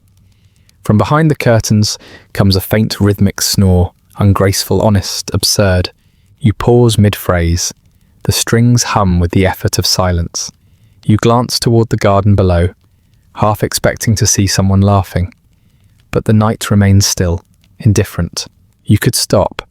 The servant's instructions were clear enough. Once she sleeps, you're free. Yet something keeps your fingers moving. Perhaps it's pride or habit, or the quiet madness of all artists who perform for an audience that doesn't care. So you play on. The music changes shape. Slower now, more personal. You play not for her, not for the court, not even for coin. You play because the night deserves it. The stars are pale and scattered, listening without judgment. The breeze catches your notes and carries them into the gardens, threading through cypress and ivy, down to the marble statues and the fountain that never stops speaking. For the first time all evening, you are truly alone with your art. The sound feels cleaner here, untainted by perfume and conversation. Each chord settles gently into the air, dissolving into something close to peace. You close your eyes, and for a moment the absurd world below, the feasts, the flattery, the false applause, disappears. In this fragile silence, your music belongs to no one, not even you. A rustle of feathers breaks your reverie. A pigeon, fat and self-satisfied, perches on the balcony's edge. It tilts its head, listening as though considering your technique. Then it coos, a low, mocking note perfectly in tune. You almost laugh, which would be dangerous in a place where humour is mistaken for rebellion. Still, you smile. The pigeon is your truest critic tonight. You play another tune, lighter, quicker, something rustic from the countryside, where real life still happens. The bird bobs its head approvingly. Somewhere below, a dog barks, adding percussion. The entire scene feels ridiculous, and therefore perfect. The candle inside gutters out. The balcony glows only with moonlight now. Cold, clean, impartial. The lady inside continues to snore with admirable commitment. You finish the piece with a final chord that hums through your fingertips, resonating in the air long after the strings fall still. For a moment the night holds its breath. Then from below a voice. "Beautiful," someone whispers. You freeze. It isn't the servant, too soft, too uncertain. You lean slightly over the railing and spot a figure in the garden. A young woman, probably a maid, carrying a basket of linens. She stopped to listen, eyes lifted toward you. "Beautiful," she says again, this time with a shy smile. You bow your head slightly, the gesture automatic but sincere. For the first time tonight, the compliment feels earned. She hurries on, vanishing through a side door, her footsteps fading like the tail end of a melody. You linger a while longer, unwilling to descend just yet. The air is colder now, the moon higher, the palace quieter, its decadence dimmed by sleep. You think of all the music you've played for people who never heard it, of the countless nights you filled with invisible art. And somehow you find comfort in it, because there is something liberating in irrelevance, in knowing your work survives precisely because no one bothers to remember it. The great masters will be studied, debated, worshipped, but you will drift quietly through history's margins, a ghost with a lute, serenading sleeping nobility. Perhaps that is the purest form of art, sound without vanity, beauty without audience. You gather your cloak around you and begin the slow descent down the spiral staircase. The iron groans under your weight, echoing in small metallic sighs. As you reach the courtyard again, the fountain greets you with its endless murmur. The pigeon from before flutters past, offended by your departure. In the eastern sky, the first colour of dawn is bleeding through, not golden yet, just a soft bruise of blue and violet. You realise you've played through the night without noticing. The servant from earlier is waiting near the archway, eyes half closed. "Finished?" he asks. You nod. "She sleep?" "Profoundly." He grins, showing more teeth than necessary. Then the music was a success. You think about correcting him, about explaining that success has nothing to do with sleep, but it's too early for philosophy. You simply nod again and continue walking. The palace is quiet as you pass through its corridors. Tapestries rustle faintly with the movement of air. The scent of extinguished candles clings to the walls. That faint sweet smoke that always follows excess. When you reach your chamber, the dawn is almost visible through the narrow window. You set your lute beside the bed and sit for a moment in the half-light. Your fingers ache, your eyes burn, but your heart feels oddly weightless. You remember the maid's small, genuine voice. Beautiful. The word drifts through your mind like a single, perfect note. You stretch out on the narrow mattress, boots still on, cloak still damp. Outside, the palace begins to wake again. Footsteps, whispers, the distant clatter of trays. The world prepares for another day of pretense. You close your eyes, the faint sound of water trickling through marble still echoing in your ears. And as you drift into sleep, you realise that tonight, for the briefest, most ridiculous moment, you made music for someone who actually listened. The palace wakes before the sun, as if guilt drives it out of bed.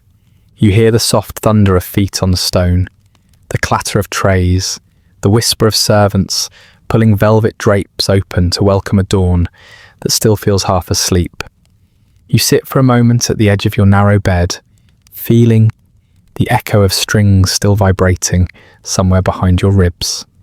The faint bruises on your fingertips remind you that the night demanded too much and paid too little.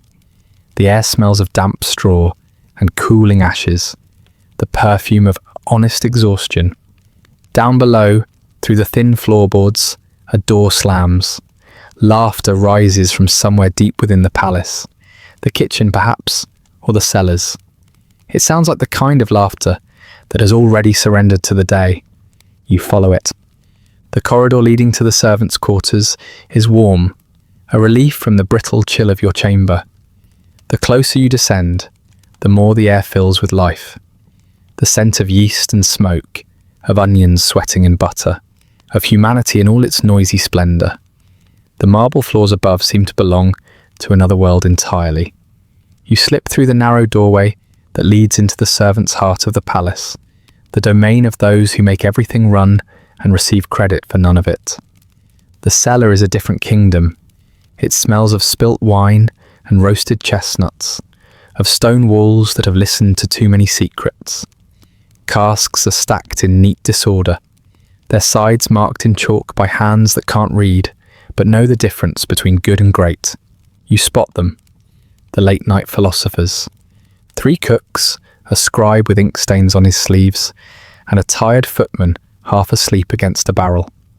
They sit around an overturned crate that serves as their table, cups of red wine glinting in the lamplights like tiny pools of stolen treasure. "Ah, our maestro," one of the cooks calls, waving a hand thick with flour and arrogance. "Come down from the clouds and join the thinkers of the underworld." You smile, though you suspect the invitation is less about companionship and more about amusement. Still, You take a seat on an empty crate. The stone floor presses its cold through the soles of your boots. A cup is passed to you, not clean, but honest. The wine inside tastes like burnt fruit and patience. The youngest cook, cheeks red with drink, raises his cup dramatically. To art, he declares, the one thing nobles pretend to understand. The scribe laughs, the kind of laugh that comes from both agreement and resignation. To art, he echoes, the only lie worth believing. The toast is met with quiet approval, not enthusiasm, exactly, but weary acknowledgement. They all drink. Tell us, musician, the footman murmurs, half awake. How many songs does it take to make a duchess fall asleep? You glance at him over your cup.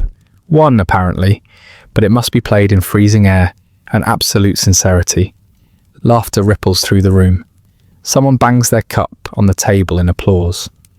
The conversation drifts, as it always does down here, between the sacred and the ridiculous. The older cook, bald, bearded, self-appointed philosopher, begins to argue that God must be a chef. Think of it, he says, pointing a greasy finger for emphasis. Creation itself is a recipe. The world was mixed, kneaded, baked, 6 days to cook, 1 to cool. The scribe counters lazily. Nonsense. If God were a cook, he'd season better. Too much suffering, not enough joy. That's poor balance. The others nod in mock agreement. Someone pours more wine. The footman offers a counter-theory involving celestial mistakes and the dangers of over-fermentation.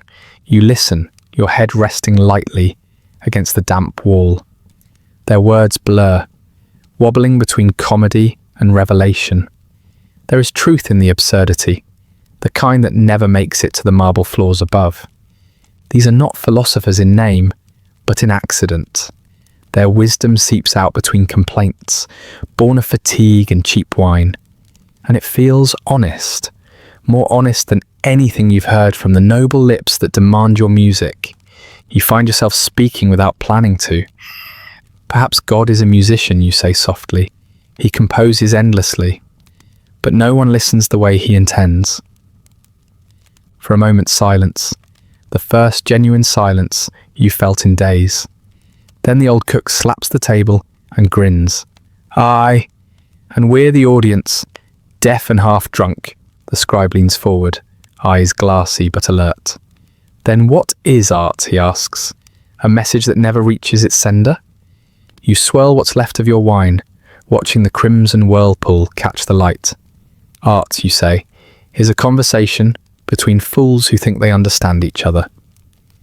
That earns a low hum of approval. The older cook raises his cup. To fools, then? To fools, everyone echoes.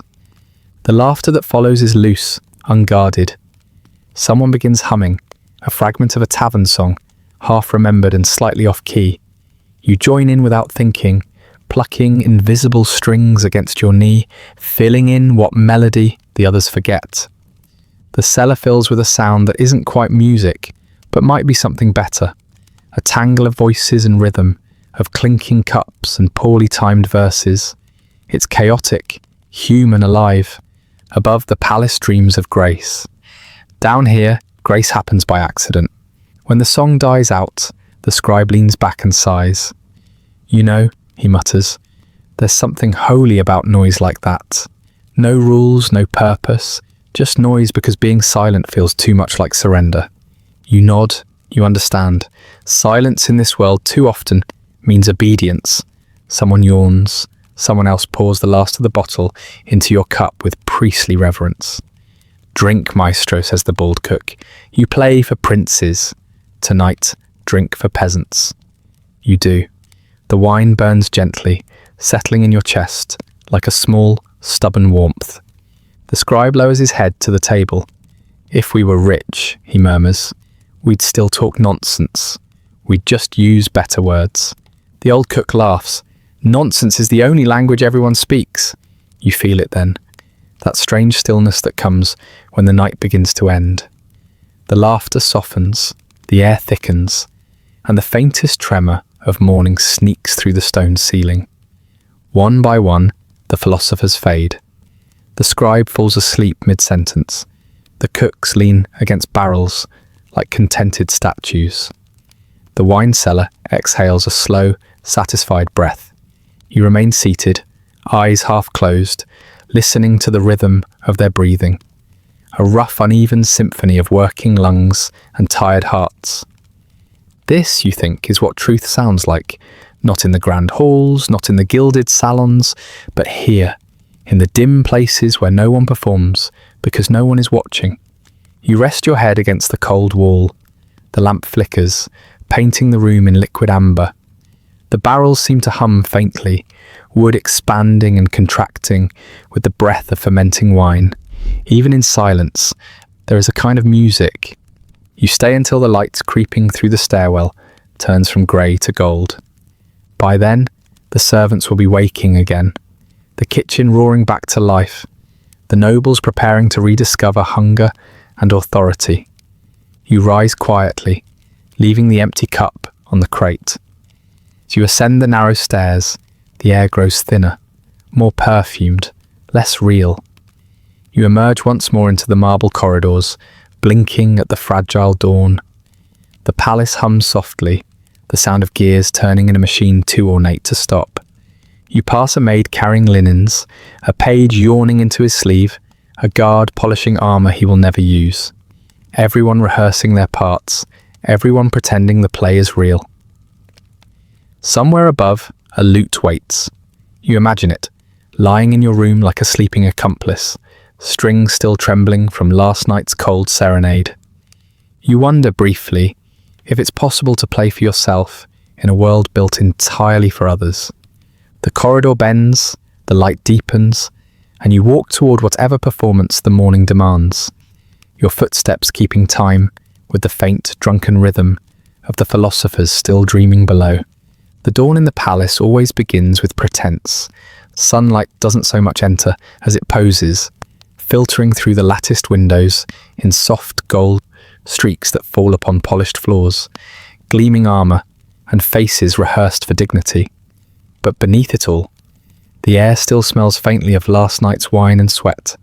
You emerge from the lower corridors like a ghost, crawling upward into civilization. The chatter of servants replaces the laughter of the philosophers. The same hands that poured wine in the cellar now carry silver trays and bow before silk-clad sleepwalkers. You are one of them, yet not one of them, the invisible middle, too refined to belong below, too expendable to belong above. Your lute case hangs from your shoulder like an accusation. In the corridor, the steward waits, a man who has never heard music for pleasure, only for order. His face is smooth in the way marble is smooth, not from youth, but from being polished by duty. He greets you without warmth, gestures for you to follow. His lordship sends his regards, he says, as you walk, his tone the perfect balance of boredom and obedience. And his gratitude, of course. Of course, gratitude always arrives before payment, as if words might soften the insult. You are led to a small antechamber. Morning light slants through the window, revealing a table already cluttered with scrolls, receipts, and the occasional half-eaten pear. The steward motions for you to wait. Moments later, a footman enters carrying a small velvet pouch. It jingles faintly, not enough to suggest generosity, but enough to confirm insult. He sets it on the table between you, with the care of someone delivering a holy relic. From his lordship, the steward says. You untie the string. Inside, a handful of tarnished coins, copper mostly, a single silver piece that looks as if it has been passed down through generations of reluctance. The weight is disappointing but expected. The steward's expression doesn't change. He might as well be handing you crumbs. And, he adds, as if suddenly remembering, his lordship wishes you to know that your performance last night has ensured your immortal reputation. He says it without irony, or perhaps that's the irony, that none of them notice it anymore. Immortal reputation. The words hang in the air like perfume, applied too thickly, meant to mask the stench of indifference. You roll the coins in your palm. They clink softly, the metallic sound, thin and hollow. You wonder if immortality makes a sound too, if it too rings empty. The steward clears his throat. There will be another gathering in 3 days' time. His lordship suggests something lighter. He pauses, searching for a word that fits the limits of his vocabulary. Cheerful, perhaps. You nod. You do not trust your mouth to stay civil. He leaves, and you are alone with the sunlight and your earnings. Outside the window, the palace courtyard is coming alive. Pages run errands. Servants sweep stone paths. Guards shift restlessly by the gates. The whole scene hums with energy, but none of it belongs to joy. You tip the pouch into your hand again. 5 coins, dulled by countless fingers before yours. Each one bears the face of a ruler you've never met, yet whose image has been stamped into your hunger. You think of the philosophers of the wine cellar, their laughter, their nonsense truths, their accidental wisdom. Down there, value is a shared cup of wine. Up here, it's the echo of applause and a promise that can't be spent. You close your hand around the coins. They feel lighter than air. Outside, a pigeon coos from the windowsill, pecking at something invisible. For a moment you envy it, its lack of ambition, its freedom from performance. No one expects a pigeon to sing in tune. You step out into the corridor again. The palace is a maze of elegance and exhaustion, each hallway echoing with its own brand of pretended importance. A maid passes carrying a basket of linen. She glances at you briefly, recognition flickering across her face. Not admiration, not pity, just acknowledgement of another person trapped in the same gilded gravity. As you reach the central staircase, a voice calls from above. Ah, our maestro of melancholy. The Count himself descends, wrapped in silks that make him look like a walking tapestry. His expression is that of a man who believes conversation is charity. Your music last night, he says, placing a ringed hand on your shoulder, was exquisite. Such depth, such emotion. It reminded me of sorrow, but tasteful sorrow. You bow slightly, murmuring the appropriate courtesies. He chuckles. Ah, but perhaps next time, something brighter, yes? Something that might lift the soul. We mustn't drown our guests in reflection. They come to eat, not to feel. He laughs at his own joke. You smile because it is expected. And he continues, lowering his voice as though confiding a secret. I've mentioned your name to the Marquis de Ferrara. A man of great influence. He may request a performance soon. Your reputation is growing.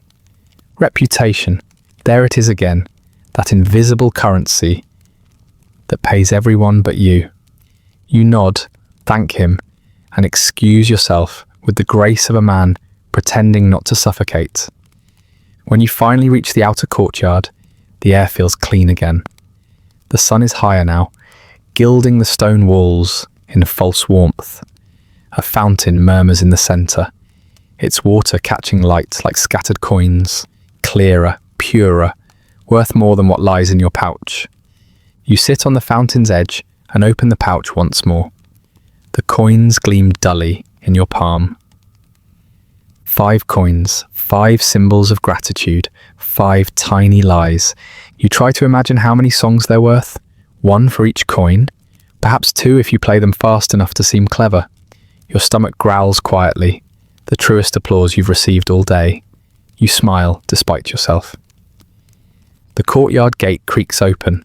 The scribe from the wine cellar passes through, balancing a stack of documents against his chest.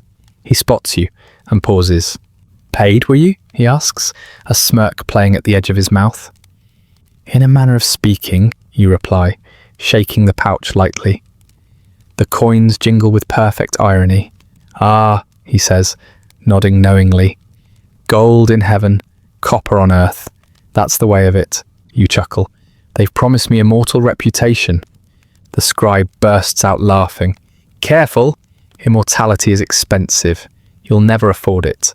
You both laugh, the weary laughter of those who have seen the same joke too many times. He adjusts his papers and continues on, humming a tune you recognize. One of yours. off-key but sincere. For a moment you feel something unexpected, not pride exactly, but something adjacent to it.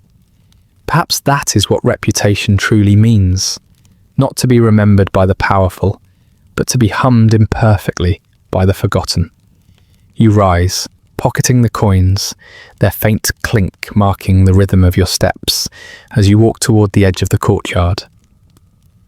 Beyond the palace gates, the town waits, a patchwork of tiled roofs and smoke of bakeries and markets and alley musicians who play for no one in particular. You think of joining them just for a day, playing in the open air, not for applause, not for favour, but for the sheer act of sound moving through sunlight. You imagine the weight of the lute in your hands, the resonance of its strings, the way the music might mingle with the noise of life, market cries, cartwheels, the gossip of pigeons. But duty tugs like a leash. There will be another performance soon, another hall, another feast, another request for something cheerful. Still you linger at the gate, caught between the gilded cage and the chaos beyond. You look once more at the coins in your hand. You toss one gently into the fountain. It lands with a soft plink, sending ripples across the surface that catch the sunlight like laughter. A wish perhaps, though you're not sure what for. Maybe for a day when your music won't belong to anyone else. Or maybe for silence, deep and endless, where every note you've ever played can rest. You turn away, the sound of water following you like an unfinished melody. And as you walk back through the palace halls, the phrase, immortal reputation, echoes faintly in your mind, not as praise, but as punchline. You almost laugh aloud, because you finally understand, in this place, even eternity feels counterfeit. The afternoon drifts in quietly, as if afraid to disturb the palace after its morning display of self-importance. The corridors grow still, the echo of boots and silk shoes fading into a hush that feels almost sacred, or perhaps just tired. The scent of roasted almonds still lingers in the air from the kitchens below, mixing with the faint sweetness of varnish that seeps through the upper galleries. You follow the smell. It leads you to the painter's studio, a room perched high in the west wing, where light falls in golden squares across the floor. You enter quietly, half out of curiosity, half out of boredom, that peculiar kind of ennui that seeps into every artist once applause fades and coins are counted. The painter stands before a vast canvas, squinting at it like an executioner reconsidering mercy. His sleeves are rolled up, revealing arms freckled with paint and irritation. Beside him sits the court poet, balancing a quill between his fingers, his expression one of profound self-sympathy. "Ah," says the poet, without looking up, "the musician joins us." The triangle of useless devotion is complete. You offer a half bow, the kind that means nothing but fills a pause. The painter grunts, gesturing vaguely with his brush.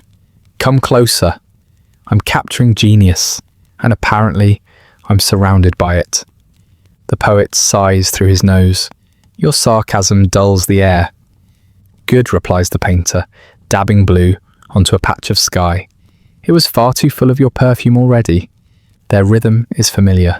The verbal fencing of men who dislike each other too little to part ways, too much to be friends. You wander among the canvases, leaning against the walls. Faces stare back. Noble patrons, anonymous angels, a few mythological creatures wearing expressions borrowed from the courtiers themselves. Each painting smells faintly of turpentine and frustration. In the corner, a half-finished portrait of the Count's wife glows in muted golds. Her smile, delicately rendered, manages to look both tender and entirely false. You recognize it. You've seen it often, across the banquet table, in mirrors, in the applause that never reaches the eyes. The painter notices you looking. "Careful," he says.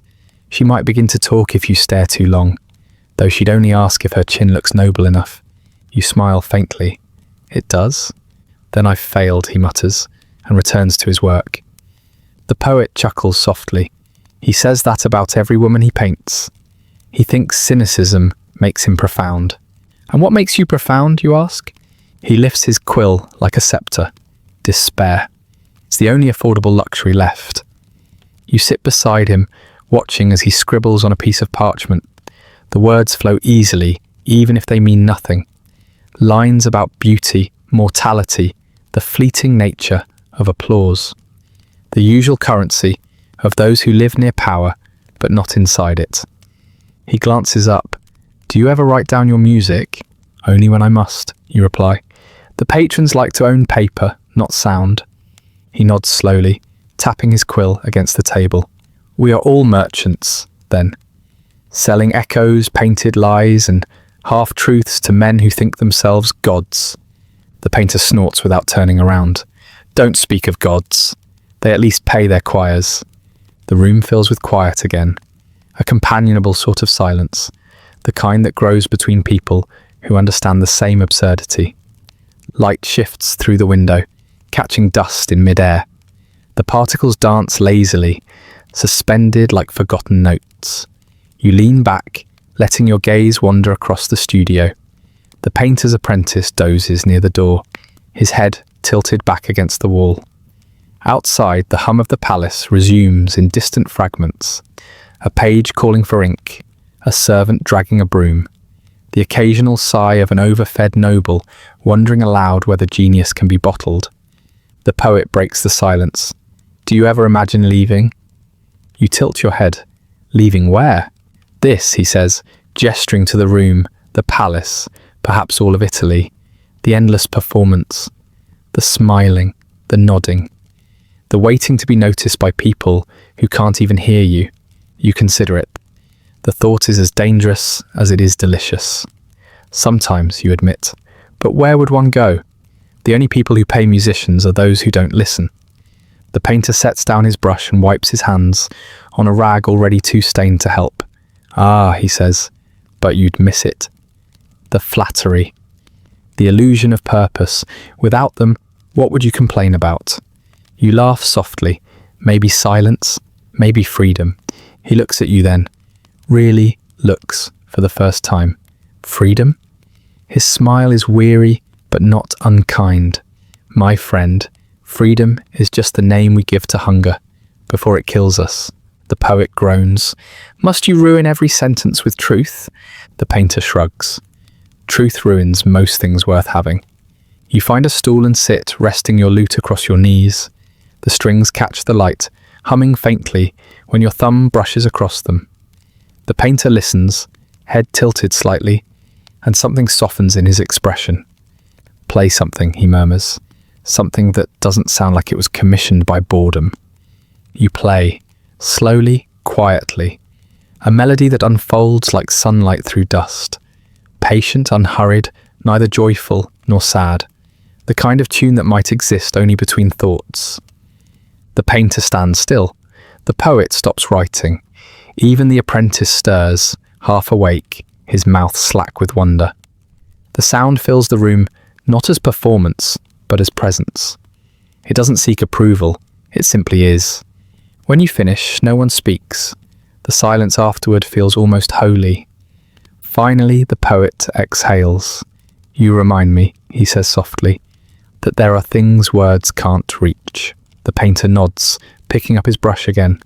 And that's why they'll never pay you enough. You smile. They never do. He gestures to the stool. Stay a moment. I want to paint your hands. They understand despair better than most faces. You oblige. The afternoon stretches thin as he works. Each brushstroke slow, deliberate, reverent. The poet hums to himself, stealing lines from the air. Outside, the bells of the city toll softly, marking an hour no one cares about. The sound drifts through the open window, mingling with the faint rustle of parchment, the whisper of bristles on canvas, and the steady rhythm of your breath. The painter pauses occasionally to step back, squint, adjust. Strange bar, he mutters, how the smallest things carry the weight of entire lives. You glance at him. The hands? He nods. Yes, they They paint, they write, they beg, always in motion, never in control. The poet chuckles. Poetic, for a man who once painted a pig as a bishop. It's sold, says the painter simply. The light begins to fade, gold deepens into amber, and shadows creep up the walls like tired guests. The apprentice stirs again, rubbing his eyes. The poet gathers his papers. The painter lays down his brush. You rise, stretching stiff limbs. The air smells of turpentine, dust, and quiet resignation. Will you play tonight? Asks the poet as you head for the door. Always, you reply. It's what I do. He smiles thinly. Then may your audience be half as awake as your music. You step into the corridor. The light there is cooler, tinged with evening. The palace hums once more, not with grandeur, but with the slow turning of a machine too old to stop. Behind you, laughter drifts faintly from the studio. A painter, a poet, and you, 3 mirrors facing each other, reflecting absurdity into infinity. You walk away, fingers still tingling from the last note that hasn't quite faded. The day folds into itself with practiced grace, like a page turned by invisible hands. And as you descend the staircase, the scent of oil paint clings faintly to your sleeves. The fragrance of genius misunderstood, ambition misplaced, and beauty no one truly sees. The morning smells faintly of citrus and old marble dust. Sunlight breaks over the villa's towers like a carefully timed performance, gilding every surface that can reflect wealth. The air hums with bees, lazy and precise, as if even the insects have been trained to buzz in tune with the expectations of the noble household. You step through the iron gate of the garden, lute in hand, the wood still warm from your grasp.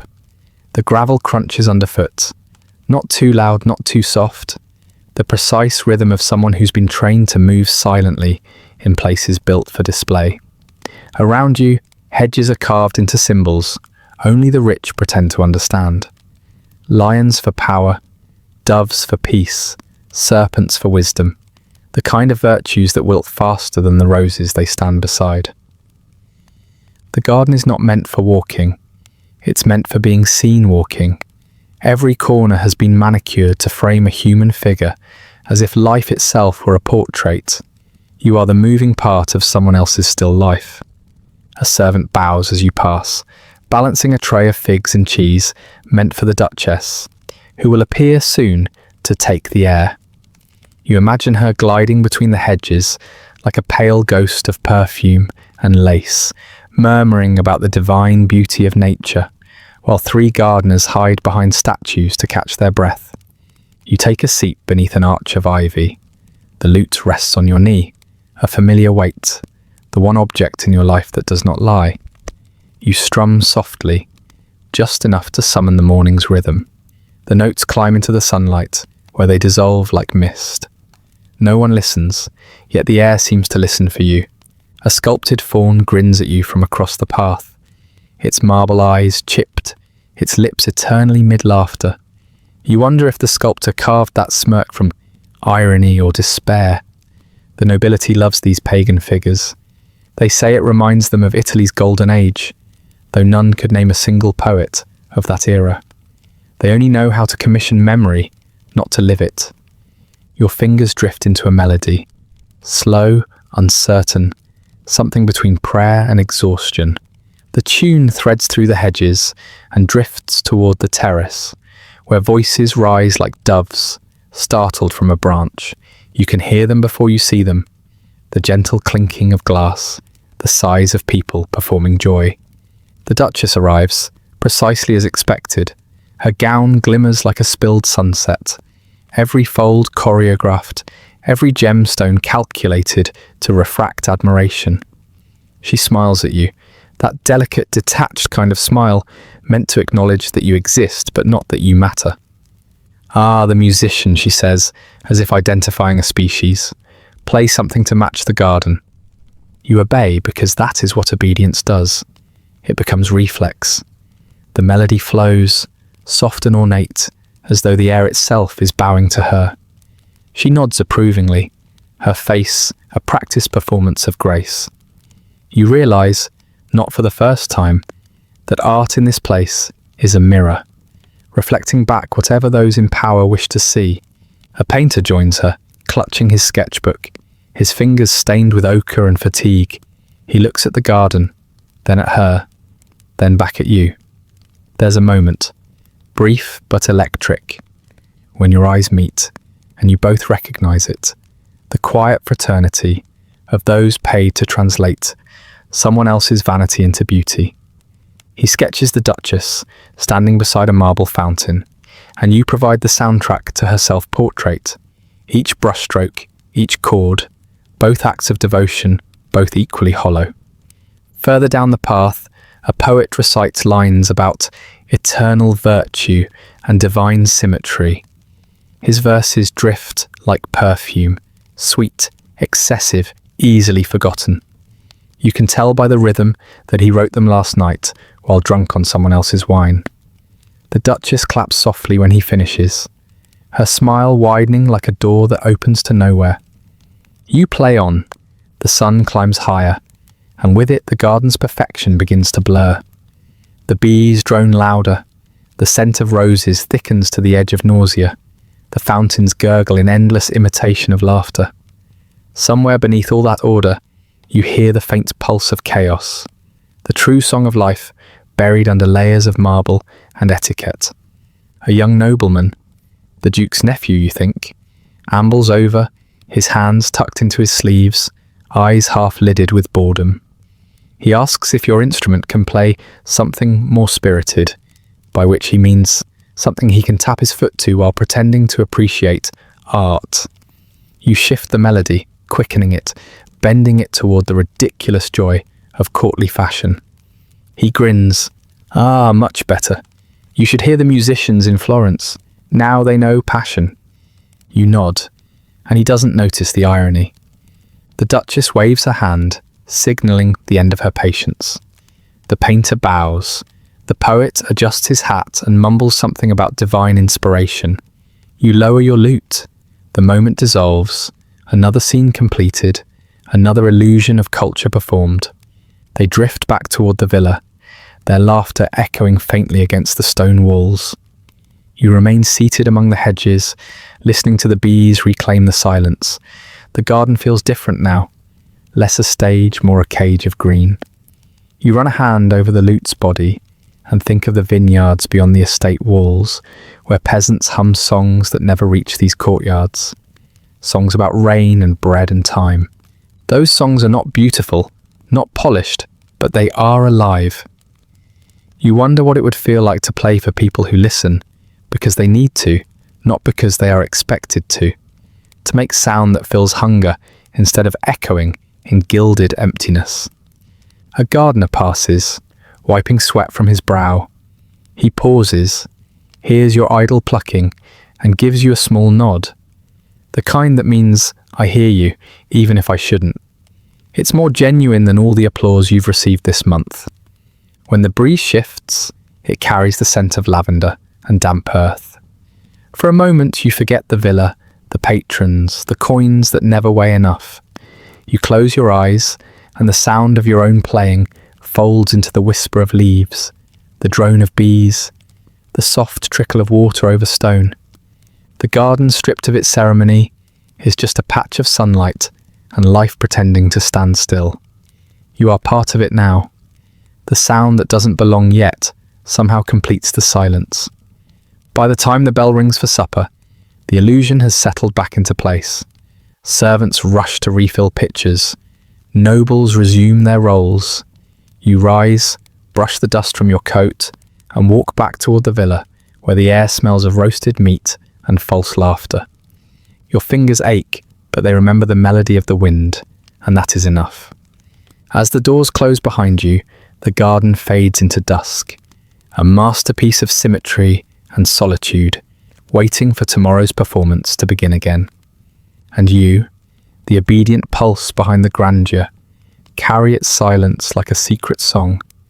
The feast has long ended, and the last candle in the hall has surrendered to its own exhaustion. The villa sleeps under a velvet hush, one stitched from the sighs of full bellies and half-remembered laughter. The corridors still smell faintly of roasted pheasant and wine spilled by hands that will never clean it. You climb the narrow stairs to your chamber, the lute pressed gently to your chest like a fragile confession. The marble beneath your feet holds the day's chill, and your footsteps echo softly in the emptiness, as if the house itself is repeating your existence to make sure it remembers you. The corridor bends, dips into shadow. A single torch trembles near your door, its flame moving like a nervous thought. You pause before entering. Inside, it's quiet. Not the quiet of peace, but the quiet that settles after a long pretense. You light a single candle.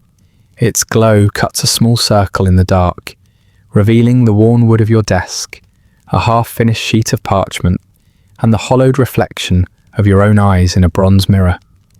Everything in this room belongs to you, and yet nothing here feels yours. You sit. The lute rests across your knees once more. The strings are still warm from the garden's sun, but the day's music has gone brittle in your fingers. For a moment you simply stare at it, that old instrument, both accomplice and prison. The one friend that demands from you, the one thing no one else wants, sincerity. You pluck a single note. It trembles in the still air, like a moth caught in the throat of a flame. You let it fade, and the silence that follows feels heavier than the sound. The music that leaves you tonight is different. It isn't the kind polished for courtly ears or perfumed with flattery. It doesn't bow or curtsy, it simply exists. You play slowly, without the weight of an audience or the need for approval. The melody crawls out of you like an animal, too long caged. Each chord spills like spilled ink, staining the silence with something truer than beauty, a tired sort of honesty. You think of the garden earlier, of the Duchess smiling at her own reflection in the fountain, of the painter sketching perfection with eyes that had forgotten colour, of the poet pretending to taste eternity between sips of sugared wine, all of them seeking immortality through art, yet fearing the very truth that art exists to reveal. You play for them anyway, even now, when they sleep behind curtains of embroidered deceit. The melody grows darker, more deliberate. It winds through the room like smoke, coiling around your candle, kissing the edges of your shadow. You realize you are not merely playing music. You are undoing the day, note by note. Every performance, every forced smile, every polite nod. Each one burns away with each pluck of the string. The walls of your chamber seem to breathe. The candle wavers. The ceiling, painted with saints and cherubs long ago, now watches you in silence. You wonder if they too once sang for someone who never listened. The air thickens with the faint smell of beeswax and old wood. Your fingers move faster now, but not in triumph, in release. You're not chasing beauty anymore. You're exorcising it. The song becomes something like grief, though you could never name what you've lost. Perhaps it's time, or faith, or the simple joy of making sound for its own sake. Perhaps it's the belief that the world ever deserved your music in the first place. Outside, the wind presses against the shutters, whispering secrets from the sleeping garden. Somewhere below, a drunk servant mutters in his dreams. The night itself seems to sway with your rhythm. You close your eyes. The melody shifts, softens. It begins to ache in minor tones. The kind that make you think of distant things, of childhood, of the first teacher who placed a lute in your small hands, of the thrill of sound before you learned its politics. Back then, music was freedom. Now it is etiquette. But tonight, there is no court, no audience, no expectations. Only you, the last honest listener. Your fingers falter slightly as the final refrain builds. You hold the note longer than it needs, unwilling to let it die. When it finally does, it leaves a silence so pure it feels sacred. You sit in it, unmoving, letting the absence of sound become its own kind of music. The candle flickers, smaller now. Its wax pools like molten ivory at the base, swallowing the wick in slow surrender. Shadows crawl up the walls, reshaping the room into something strange, neither yours nor theirs. You remember a line once spoken by a philosopher in the Cellar. "We create to prove that we existed." He said it between gulps of wine, his words dripping with cynicism. You wanted to believe him, but now you think creation is not proof of existence. It is protest against it, a rebellion against the absurdity of living among people who applaud lies and ignore sincerity. You strum once more. The sound is imperfect, slightly off-key, and yet it's the truest note you've played all night. The absurdity of it all strikes you, that a court musician must spend his life gilding silence for those who cannot bear to hear themselves think. That you, a craftsman of sound, live surrounded by people who treat music as decoration, not revelation, and still you play, because to stop would mean to acknowledge that they have already won. The candle gutters. A single bead of wax slides down its side, freezing midway like a tear. The air tastes faintly of ash and oil. You whisper a line of melody beneath your breath, something soft, something that might once have been joy. You do not know if this piece will ever be heard by another. Perhaps that is mercy. Perhaps it is punishment. You imagine, for a moment, that time itself is listening, that somewhere beyond the frescoed ceiling, beyond the heavy air of the villa, the stars are holding their breath to hear a song that history will never write down. And that thought, that small absurd hope, makes you play again. This time, the music feels lighter, like a confession whispered to a god you no longer believe in. It drifts beyond your chamber, down the stairs, through the halls, brushing past tapestries and sleeping courtiers, reaching even the garden beyond the shuttered windows. There, it mingles with the scent of night jasmine and disappears into the wind. By the time the last note dies, the candle has burned out. You don't relight it. The darkness feels truer. In the blackness you hear your breath, steady, quiet, human. It is the only sound that asks nothing of you.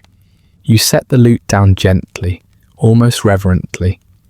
Its body gleams faintly in the moonlight creeping through the window.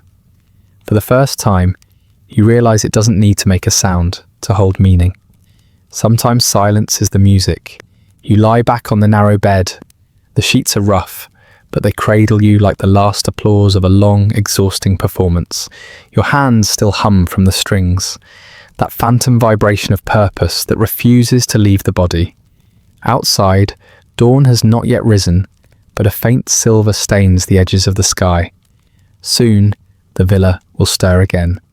The cooks will light the fires, the nobles will resume their performances, and you will once again become the quiet pulse beneath their spectacle. But not yet. For now, the world is still, and for once, it deserves your silence. You close your eyes.